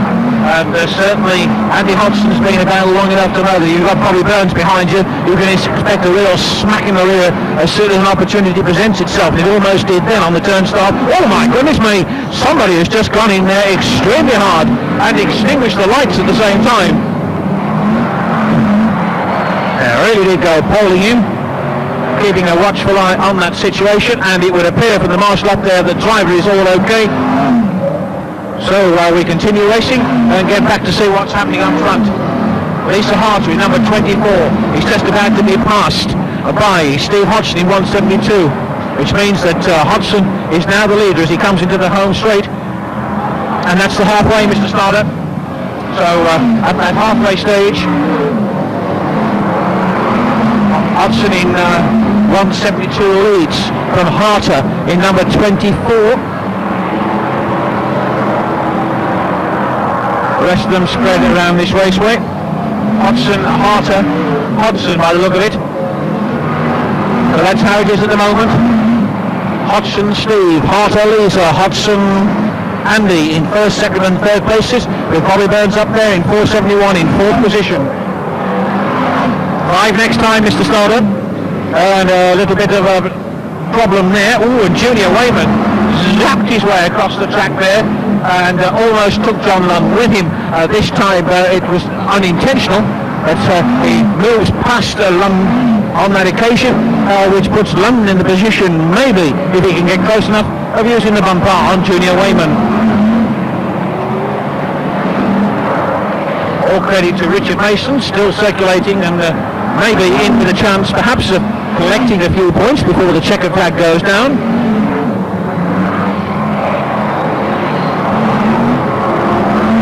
Hodgson in 1:72. Steve Hodgson in 1:72.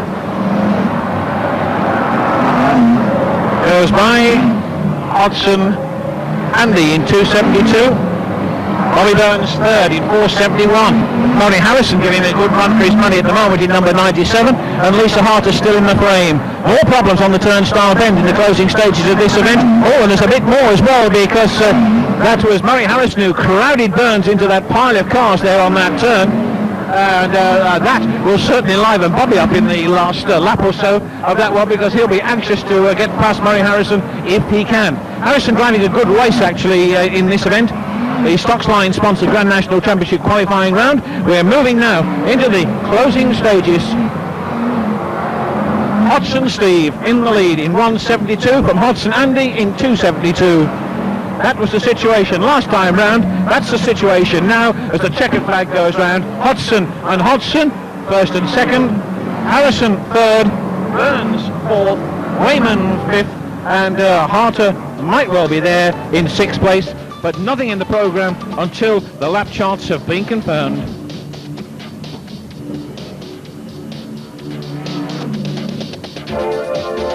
Thank you, Mr. Starter, the Reds.